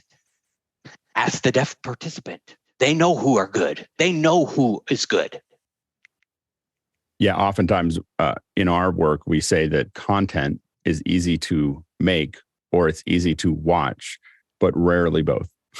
So if you want it to be easy to watch, you need to put the effort into making it. Go ahead, Robert. That's super important, looking at the quality of the interpreters. But there's also the technical aspect that needs to be taken into consideration. In terms of Zoom, you got two opportunities here, because you can use just the straightforward spotlight effect on Zoom. That functionality is cheap and available. However, the right way to do it is to use the sign language interpretation option that is available in the paid packages of Zoom. So if you have a paid license, you have this option where you can assign a interpreter as a sign language interpreter, and then the people who are using that service can literally, like Eileen mentioned, move the interpreter to the place where it fits them best. The other thing about Zoom interpreting is that you can also change the size of that window. So if you have difficulties in seeing, you can make that interpreter larger or smaller, whatever you want. And if someone has a presentation where it's showing something, you can move the interpreter away so it doesn't cover something. There's so many really beautiful things that have been included in the app itself in Zoom, just from a technical point of view. Go ahead, Sherri. Hi. I would say what everyone has said is beautiful. One thing that probably education-wise for this entire group is, out of the 4 providers, two of them do more than just what we call video relay service, which is what I was just talking about. We offer in-person, and we do things like Robert just said. We really do teach how to use technical at its best ability. So to Breden's point, we work with the client. We understand what it is you need. In an event, you typically would do in-person interpreters and captioning, and myself and another provider offers both at an event. We then understand who is the deaf we behind the scenes make sure that the deaf is very comfortable with the team of interpreters that they want to work with. So when they show up at an event, we've almost done a dry run, and we understand what the content is. Interpreters are amazing. They actually study the content in advance. They understand the terminology. If you think about it, if your vocabulary is really in depth, like Brandon's, then you're going to really want an interpreter that pairs very well with him. So he gets to show up in his language the way he wants. I can reverse that coin and tell you that whenever I had an interpreter, because interpreters are not only for the deaf, the interpreters are for the hearing. And so I worked very well with both Aaron and Kama here and a large group of interpreters throughout the past 8 years to understand my vocabulary. And it's just a fine dance that you get into. It's not difficult. It is really just having almost a collaboration in the very beginning. You can do Google searches on trying to find interpreters in any city nationwide. And any really good interpreting services company is going to understand the scope of the job. They're going to really pair to the deaf, and they're going to practice before they show up. And it's a beautiful way to integrate full communication access. And to Eileen's point, there are services that are paid. These services are not out of range with any other communication access that you would be paying for. It's all price parity in the market, and it is typically billed by the provider, not by the deaf. And so all providers would represent the company and would be able to bill the companies directly. Good, Robert.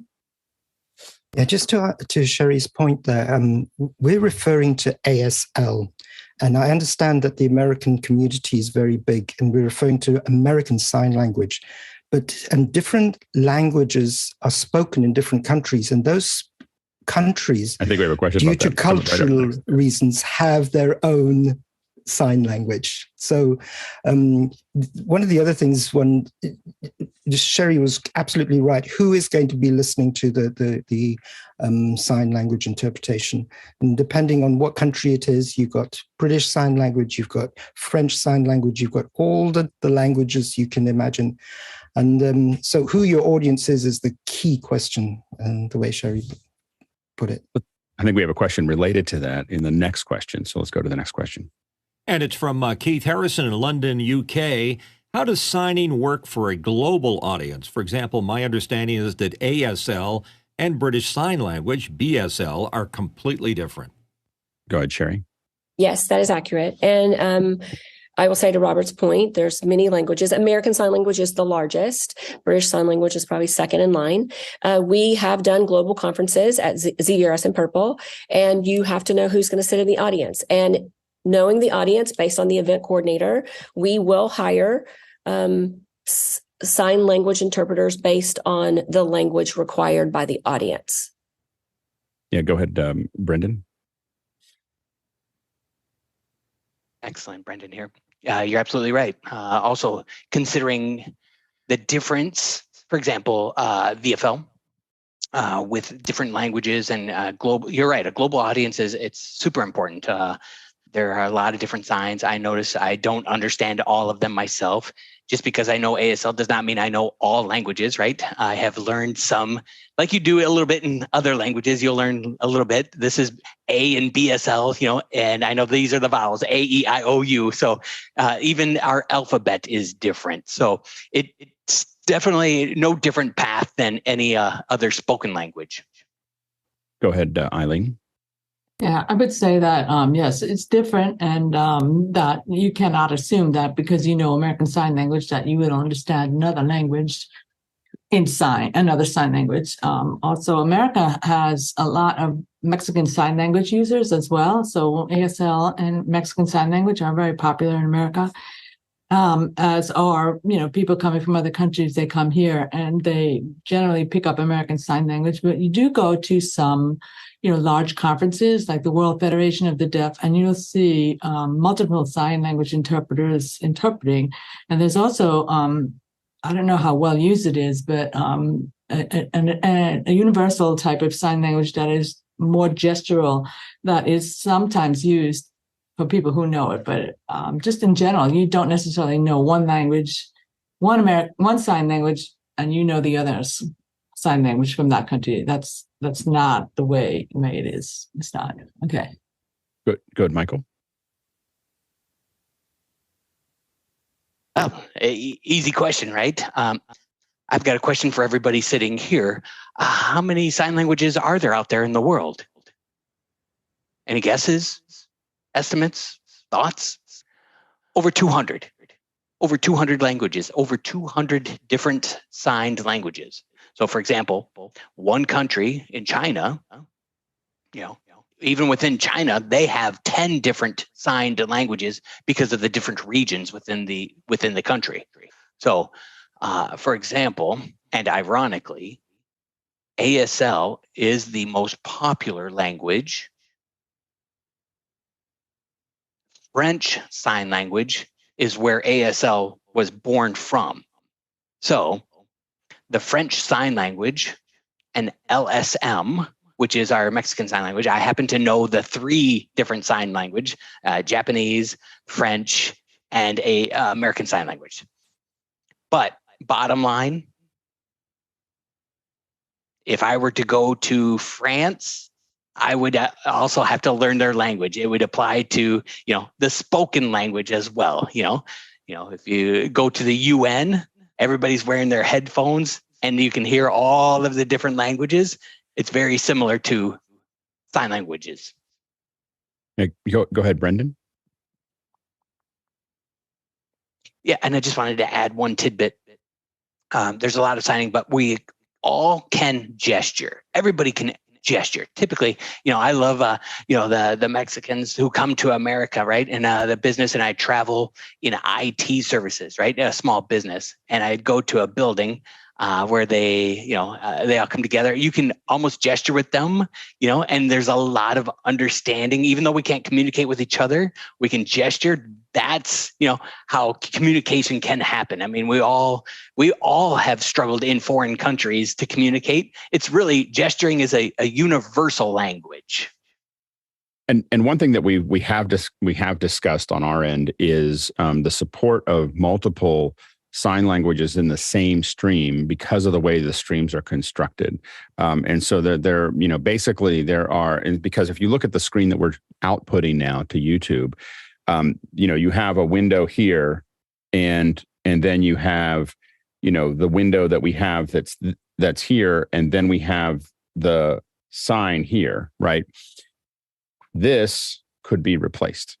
Basically replaced in the video. So in the cloud, we stream one version that's in the cloud with this blank, and then simply composite the proper sign onto each one of those, and then output them as HLS streams that are then selectable. And we have not used it in a program, but we have discussed the possibility of it. And there's people in the groups that I've worked with that think that that's not that hard to do. Like if you have the ASL, or not ASL, but if you have the different sign languages applying, it's simply a video feed into the cloud that we then just simply set on top of each other with a very simple operation, and then send that package out as a separate, either part of the HLS manifest or as, that's selectable, in that process. So it's just another stream that's going out, that's there. And so we've talked about that possibility. We bring it up with clients. So far it hasn't, but we're slowly architecting it, and we may try to do that in these 7 weeks, at least for one show, just to see what we can do as far as what's possible there. But it's something that we've discussed for about a year of figuring out, like, hey, because of all this cloud production that we got good at COVID, could we just be able to swap the sign language out in that square as we move forward? So we'll see we'll see if we can make that happen before the end of this summer. Alex, that would be great. This is Sherri. That would be great. And I would love to invite different sign languages. So when you're testing it, they could actually give feedback. That'd be phenomenal. Okay. So we'll talk more about that. That'd be a lot of fun. Yeah. Next question. And it's from Douglas Carmichael. Douglas asks, many software vendors in our industry pay only perfunctory attention to accessibility, if they do at all. What do you think would change that? Go ahead, Eileen.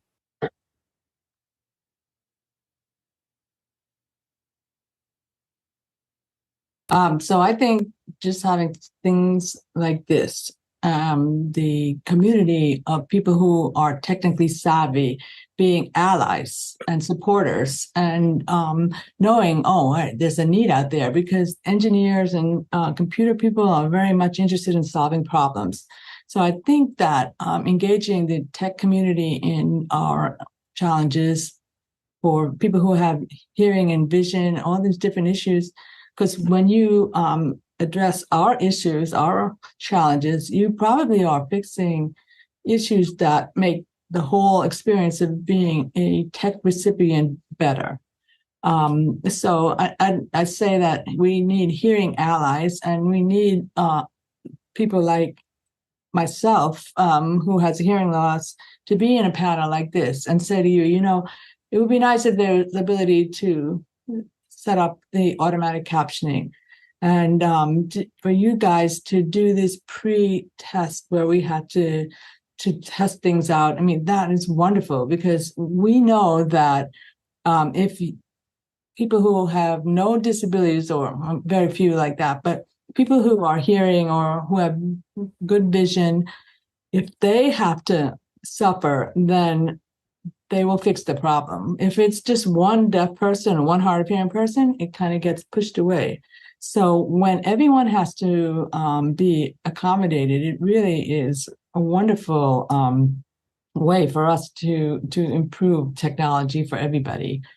So I think also, just one example, there was a man who was deaf, and he used captioning, and he worked with Google to create Google Live Transcribe. And, you know, there are things that deaf people can contribute to the world that are really valuable for everybody, and you need us.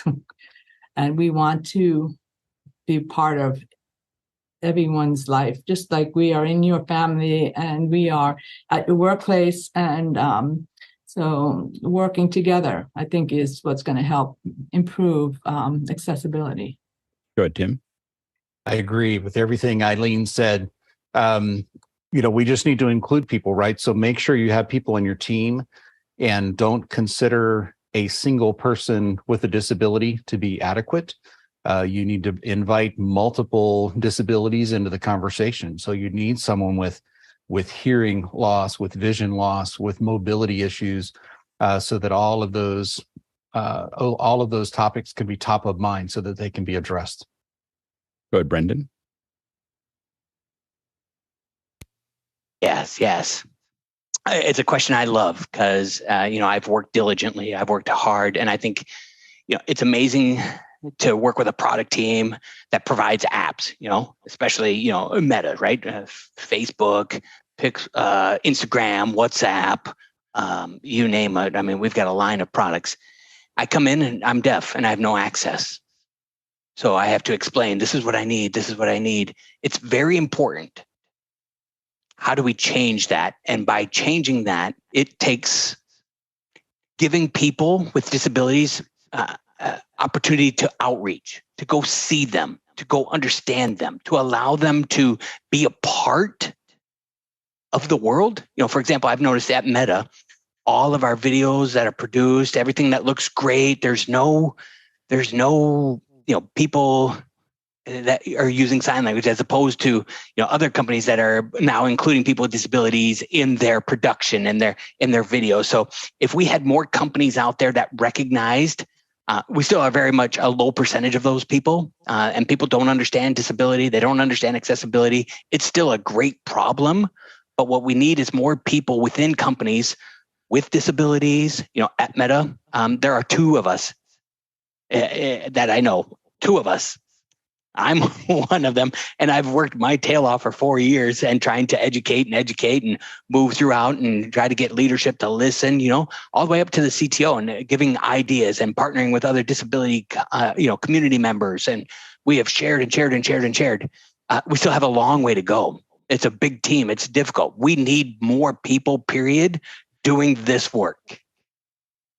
Well, and I think it's one of the things that I'm so excited about with this summer of us talking about these things, is so that we can learn more about this, which I find fascinating, you know, and really, really interesting to learn more about how we can make those. Because for us, additional services that we can add and additional things that we can bring in to add value to the streams that we're doing to a wider audience. So we're really, really excited about it. Harshid? What's so important today is we just talked about two groups, vision loss and hearing loss. And those groups as a whole and showing our usability and our need for it is really, really important. So one thing that I think that will make change is hitting up these companies and really being part of that process, as we are already outlining during this whole show, is we have to be the individuals that make the recommendations to make the product better. I use a solid state interface right now. The reason why is there's less software, there's more knobs, it's more tactile. And with any software, any hardware, again, it's the usability of it and then how we could show by numbers. We have the vision loss community, we have the hearing loss community, we have mobility, what have you. We could put many different things. I also have MS, so why not add multiple sclerosis to the table too? It's a disability, it's ability, but what is our ability to stand together to make progress and make change is what's going to be helpful here. And I've already signed up for the FCC, the process we were talking about earlier, the petition. So I've already signed up for that. It doesn't matter if I have vision loss, it still helps another community. So I believe in working together, and I think we could solve these problems one thing at a time. And I think part of it is also for our group. And again, this is one of the reasons when Tim and I started talking about doing this and Laura started talking about doing these, is that a lot of it is figuring it out and making sure that people understand what it takes to do it. I think a lot of times people look at these problems and it's just a black hole of, I don't understand how I would do that. Even going into this week, I was like, I hope this is all new for us. And so by the end of this summer, we hope this is just normal. Like, we know how to do this. We know how to apply it. We know how to do, add every piece of this, and then we'll educate other people. We will take everything we're learning and try to teach everyone else how we're doing it. At the end of this, we'll most likely have an hour where we just talk about what this pipeline looks like and exactly what we figured out over this last bit to make it hopefully a little bit more accessible, like in the sense that production people will have an hour to look at of, oh, this is how captions are produced. This is how ASL is produced. This is how languages are produced. This is how, all those things can be done. And then that becomes kind of a worksheet, hopefully a visual worksheet for folks to make that work. Go ahead, Breden. Yeah, and just not to go on and on, but I would add, to have leadership understand and enable, that a culture of assistance, right? And I think that's one of the biggest issues. At Microsoft, I know they have a C-suite who has a son with a disability. So that can help. In Apple has multitude of employees within their organization. Google, they have people who are understanding. At the end of the day, it's people with disabilities in high enough positions to help influence decisions that are getting made. Absolutely. Go ahead, Sherri. I just wanted to add, as a hearing person, it was very scary in the beginning, and I didn't know what I didn't know. And I've met with, the Goldman Sachs of the world, the Banks of America, the Amazons, the Metas, and it comes down to everyone getting comfortable, like what you're doing, and putting a roadmap together and realizing it's really not that hard. It's not hard. If any of this was hard, you and I wouldn't have it. And then really sitting down with each of the groups, the blind, the deaf, the disabled, and vetting it with them, because they will tell you exactly what it is they need. And the technology's there. It's super simple to turn it on, to put it in a certain order that it makes sense. We're already doing everything. It's just we're including them in their language type. And it's just so wonderful, the first series for you to run, to see that it's not going to be a big leap for you. You're going to have this down pat. And I think you're going to set the path for all the media companies going forward to really figure out how to do it. Yeah, and we really want to dig into the finer elements of it. I know that we've worked with companies who, for instance, with captioning, one of my jobs has been what we call caption captain for really large events, where I spend 3 weeks just worrying about the captions for the show. And in those senses, we talk a lot about, for instance, how the captions draw on the screen. And a lot of players for a long time just weren't listening to people that were actually using the captions, because they would say, "Oh, it looks nice," and we were like, "Yeah, but you can't read it." Can't read it. Like the way it's coming out, like if it comes out from the center, we can't read that. Like it's not. It needs to roll, and our observe. And to your point, it's not new technology. We were like, the U.S. government spent a lot of time figuring out the best way to read this. 32 characters wide, running at three lanes, moving up so that you can see it. And it would be great, like there's a reason that we do it that way on TV. And then everybody started experimenting with like everybody has these creative ideas on how to do it, but none of them are readable. Right. And then we had to come back to just bring them back to, hey, let's just do the thing that actually works, for the people who are watching it. So anyway, let's go to the next question. And it's from Andy Kokendorfer from Viera, Florida. Are there artificial intelligence ASL services? Go ahead, Eileen. So I recently went to a conference and there's attempts to make something like that, but it's very, very, very new. And I would say at this time, that is not available, but there is a group working on that. And right now it looks to be not quite ready for prime time for at least maybe, I'd say 5 years. And that would just be very basic. Yeah, I do I did motion capture for a long time for visual effects, and hands and faces are the hardest thing to capture effectively. So it's the thing that we are probably the least good at as we go forward. Go ahead, Sherri. So I agree. And I think Breden will pick the baton up right when I say this. There are 7 to 10 different signs for one word. And it requires, with each of those signs, to your point, Alex, facial context. And so I personally, because I get this question asked all the time, will AI ever be in ASL? I don't think I'm going to be alive when it happens, because it's a beautiful language, but it is a very, very broad language. And I'm fortunate enough to know ASL, and I'm learning every day. And it's regional. And I'll let Brandon pick it up from here. I just do not see AI as coming in and helping. And I kind of don't really want it to, because there's nothing more beautiful than signing it yourself or being with an interpreter who can sign exactly what you're saying. Go ahead, Brandon.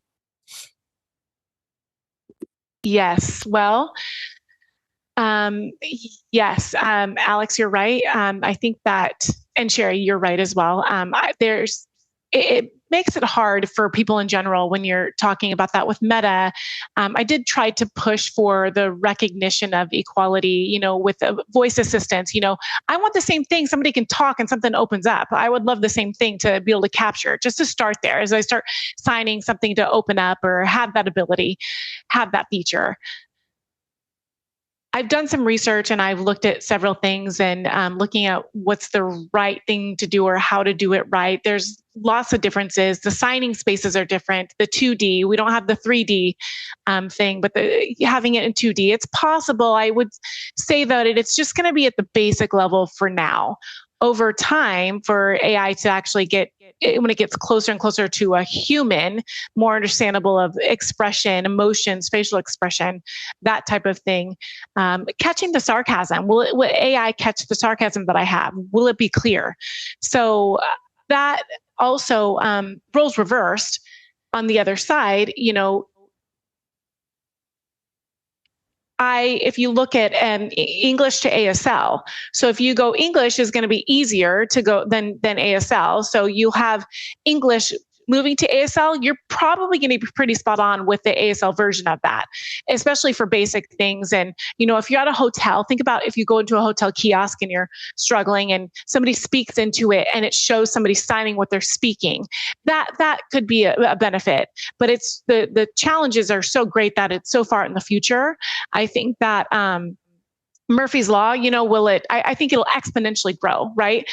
20 years ago, if you look at what we had then, comparison to what we have now, especially with cell phones and whatnot, we've made tremendous developments. So it's really exciting. And for our producers that are watching, we're not going to get to all the questions in this hour. We're going to extend this just a little bit longer because there's so many questions that are stacking up. But make sure to vote on those questions to let us know which ones you want us to prioritize so that we get to as many as we can. Next question. From Jason Robertshaw in Sarasota, Florida. Apps that can teach ASL, recommendations, cautions, pros and cons of self-paced learning of ASL. Go ahead, Breden. Sorry, I was trying to get to that question. Oh, this one. Okay. Sorry, I just wanted to make sure I was on the right feed and the right question. Repeat it. I'm so sorry. Just so as a deaf person, I'm sorry. Do you mind repeating it? I'm so Not sorry. at all. Yeah. Go ahead. Apps that can teach ASL, recommendations, cautions, pros and cons of self-paced learning of ASL. Sure. Great. Okay. So there are some apps out there. ABCs, simplistic things. I would say you could go to YouTube. YouTube has wonderful or websites such as lifeprint.com. That's beautiful. They have a ton there. ASL that has a YouTube as well. Those are two that I would recommend that are wonderful. I think for basic signs and whatnot, you can do apps. Those are good to use. Apps are kind of don't go as far as you may want to as far as learning goes. But web versions, websites are different. So especially on an app like on your cell phone, it's relatively small. The best way to learn, I'm going to say, is going to be in person with somebody. Go ahead, Michael.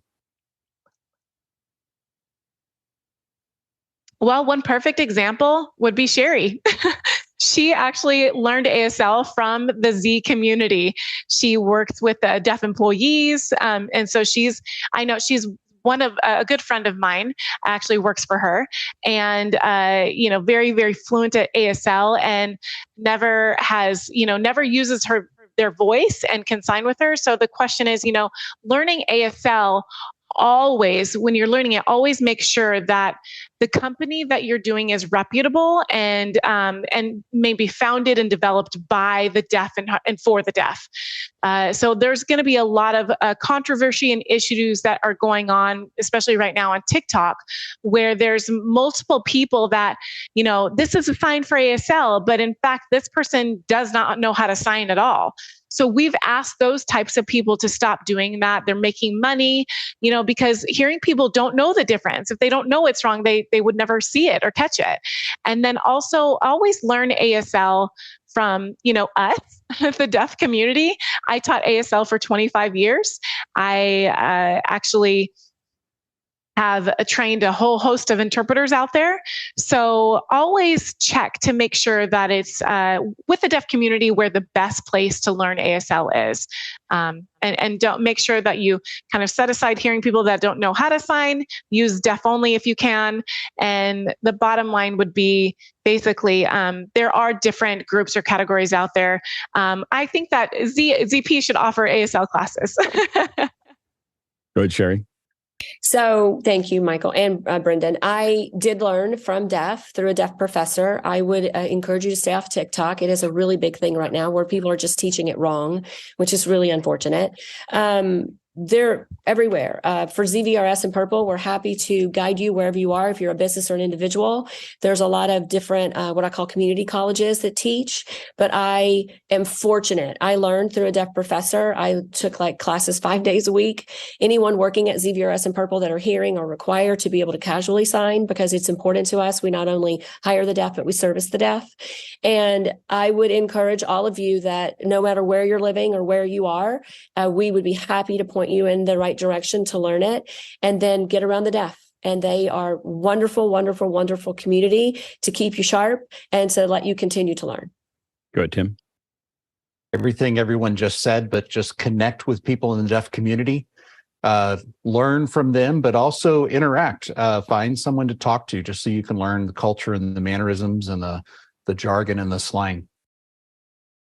I always view when I've had a couple times in a airport where someone's who is deaf is trying to figure something out, and someone walks out of nowhere and just starts doing, interpreting for them to figure it out. and I just view it as a superpower. Like, just like, and so it's been on my list. So I think we're going to try to figure out some way to incorporate training into what we're doing as labs. We do labs often. And so we may try to incorporate having some of you maybe join us a little bit and see if we can't start building a culture of some of us knowing more about how to do that, so that we can, because I'm always amazed at it. When someone can do that, it's just really, it's beautiful. Next question. Next one from Harshid Trivedi in Daytona Beach, Florida. Here on our panel also. I believe Breden mentioned something about being a technical engineer. Can you share more about what that entails, please? Go ahead, Breden. Yeah, sure. So that's always something I like to answer. Okay, my history is more of systems engineer, UX or hardware with servers that actually support any kind of external, for AI and learning how to use that and support that. So that's what I did at Meta. That was my heavy focus. My world is interesting. Before Meta, I had no interpreter. I was just desperate, but just looked and looked. I had to figure it out on my own. I was then fortunate. Well, I was able to understand English and write English, but with an interpreter, it's a totally different world, I will say. So a lot of technical things, interpreters are crucial. They'll have to ask, can you repeat that? It just happened. Can you sign that again or spell that again? So an AI machine learning thing. So we have to teach the interpreter, and they have to pick up the jargon, and then they'll become proficient over time and better over time. So that's why it's also important that you use the same interpreter, so they're able to pick up that language and understand it, because it's just across the board. So learning again or repeating is not ideal. So you want to make sure you have that right interpreting group supporting you or with you. So obviously the interpreter needs to know high-level English. There's not a lot of deaf people that are involved in the technical world. My world is, I'm one of very few in the world, and I've been working for many years in this community. So that's just me as an example. But there's a lot of software engineers. Software engineers don't necessarily have to communicate a whole much, but I do. Yeah, but there's a lot of deaf software engineers out there. So there's just what I do. It requires a lot of communication. So I went the hard way without an interpreter for so long. But that's just my story. It was a good experience. Thirdly, there's more. A lot of people that are learning ASL, it involves a lot of creativity, and they enjoy learning and teaching it. And there's those types of people out there in that group out there. I'm more of as an engineer, I'm more of a people person. I also had that expertise as far as English goes and the software engineering, the engineering portion. But that's just me in a nutshell. Next question. Jason Robertshaw from Sarasota, Florida has a question. What is the etiquette for recognizing the interpreter? Do you thank them, call them out by name, let them introduce themselves, or just sit quietly on the side? Go ahead, Michael. That's actually my favorite question. So first of all, well, I will say for me, rule of thumb is that I use an interpreter all the time at work. I work at a store or at an office, and I do have an interpreter with me at all times, 5 days a week, 8 hours a day. I'm very fortunate to have an interpreter with me throughout the day that I work, because the company does provide that accessibility for me. Now, I always have this rule. When we're on Zoom, I will tell the interpreter to go ahead and put, as you notice, and I'm not meaning to criticize or point out what the interpreters here, but you notice that they have their first name there and then ASL interpreter. I actually ask them to not use their name at all. I ask them to just put in ASL interpreter, because that is their role in the meeting or in the situation. So they should just put ASL interpreter, and that is it. They are supposed to be invisible, truly. So they are our voice, and I obviously am the signing speaker. So if, for example, on Zoom, Alex comes into the room, and Alex, you can always say, here we have 2 ASL interpreters on Zoom, and so we know we can find them, right? And that's it. That's what I would say is appropriate. Keep it simple. And that's all. Thank you. Go ahead, Breden. I agree with that. I have a little different perspective, just because I actually use it in an environment. Sorry, this is the interpreter. Oh, I use it in the world for, Meta. I used it at Meta with a different type of exposure, different type of environment that we had there. So generally speaking, I think that obviously an interpreter needs to be invisible. We don't need to thank them or whatever, because the interpreter is signing that and then they're looking at me, and then it causes a little bit of awkwardness. Like, you're talking to me, not the interpreter, right? So they're thanking the interpreter, but why are they thanking me? So, it's thank you, Alex, for doing what you did. It's a similar thing, like thank you. And it's awkward. I don't need to thank the interpreter, and they're doing such a wonderful job. It's just a little bit off. But I understand the perspective of doing that. I think that sometimes in some scenarios, I do like to acknowledge the person there. There's people that need to acknowledge that that interpreter is there for them. Maybe if they don't know their name also. So that's another scenario that you may encounter. It might be awkward because you don't know who they are. Next question. From TJ Asher in Minneapolis, Minnesota. The interpreter today was amazing. While watching her, I could pick up on the tone of the speaker just by watching her expression, and I never thought about that need. Thanks for expanding my horizons. Go ahead, Eileen. Well, I think also that speaks to the importance of facial expression, body language, all those things for communication. Because when you break down communication, a lot of what the meaning is derived from is the tone, the facial expression. And those things are so important. So an interpreter has to know how to do that. And when you see someone doing it well, you realize, wow, that really makes a big difference probably in the ability to understand what the person says. So facial expression is almost akin to tone of voice. So that you really need to be able to express that tone of voice and the question aspect and the rhetorical questions in your face. And it is great when you see it. And for me, as having the name of the interpreter on the screen, I do kind of like to have the first name of the interpreter, ASL interpreter, for me, because then I can make a note and say, that's a good interpreter. I'm going to ask for her again or him again, or I'm not going to ask for him or her again. But I can see, both sides of it. An interpreter is a very personal decision, and the person has to be able to provide access to the language and the information that is very specific to the topic. And so a good interpreter is a very wonderful thing.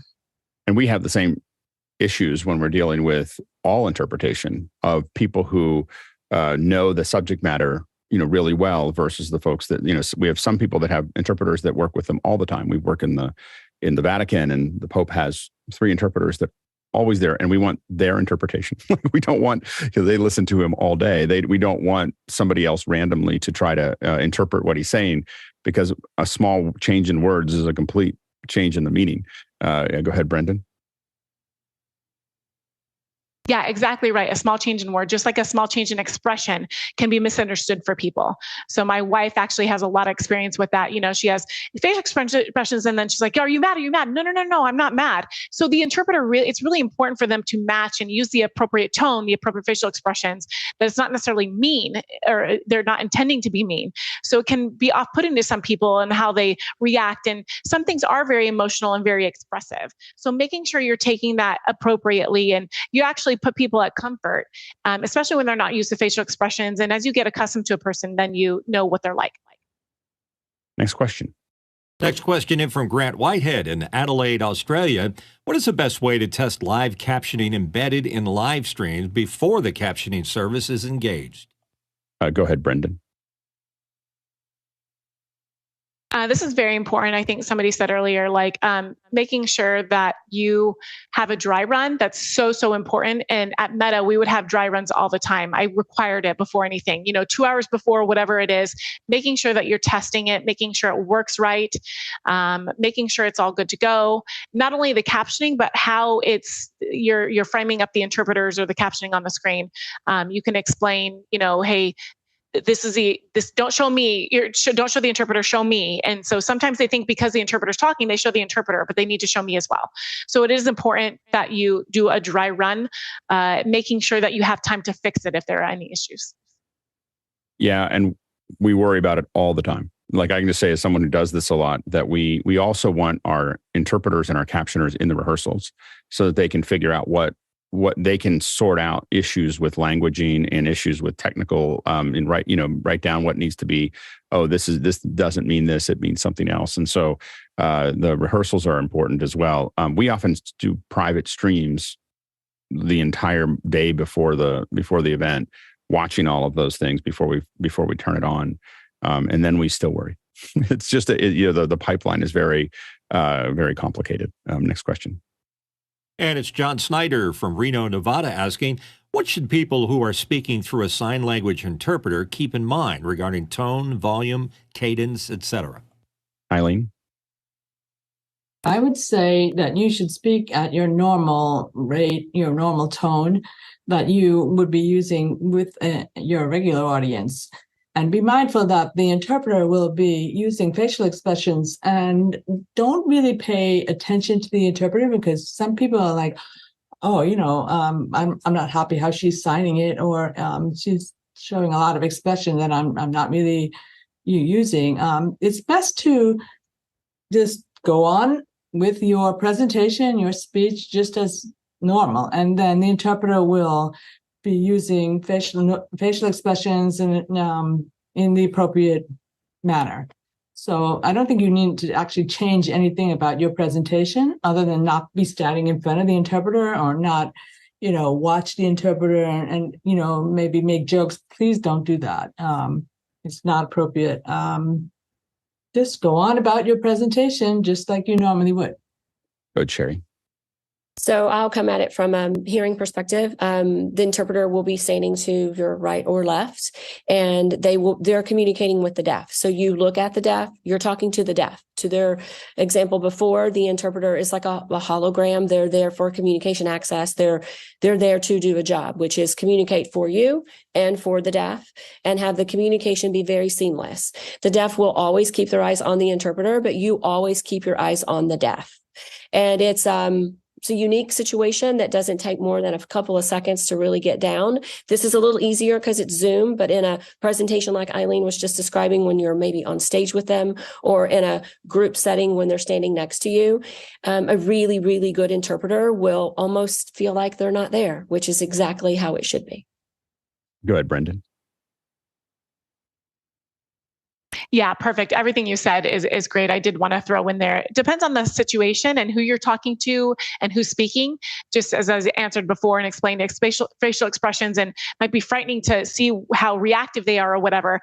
Some people are loud signers, and you just want to make sure that you're signing clearly, and you don't know, there's different scenarios everywhere. You might be in a police situation somewhere. You just don't even know. So keeping in mind the scenario or the environment that you're in, there's different perspectives on that. But events, that's a good point, how you made it.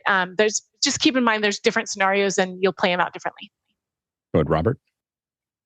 And just from experience, I also noticed one thing, that speakers who read a pre-prepared text are very difficult to interpret, because they tend to speak so much faster, and keeping up with the pace of someone who has prepared a speech, practiced it over and over again, and is racing through it to get into his typical, I only have 2 minutes, so I have to fit it all in, really becomes burdensome for the message that's going through to the interpreters and from the interpreters out.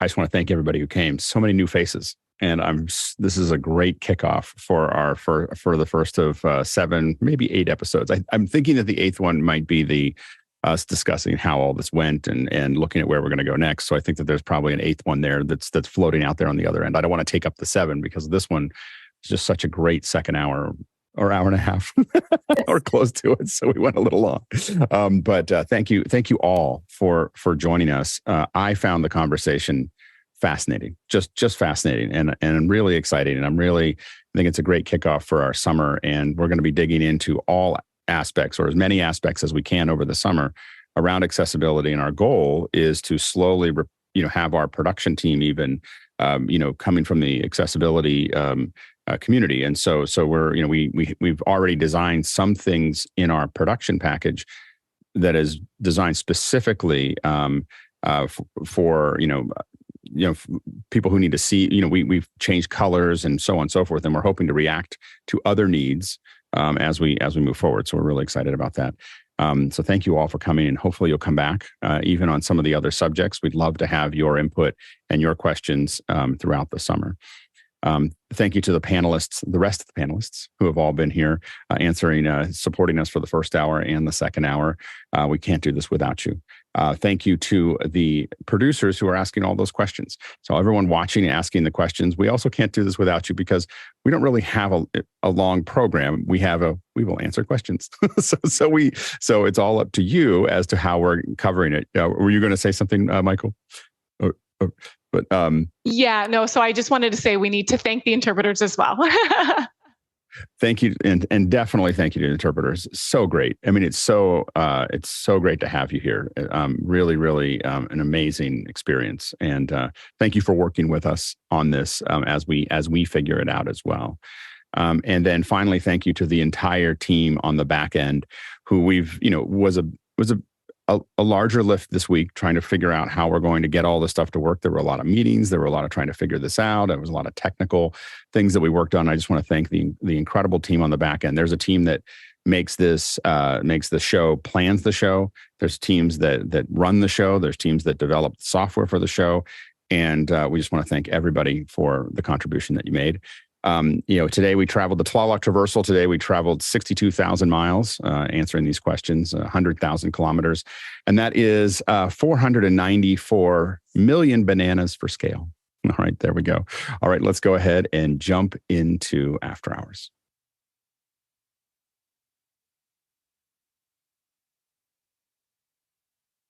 That's great. Got so many ideas. My brain is kind of things we can do. So it's very, very interesting. All right. We'll see you guys.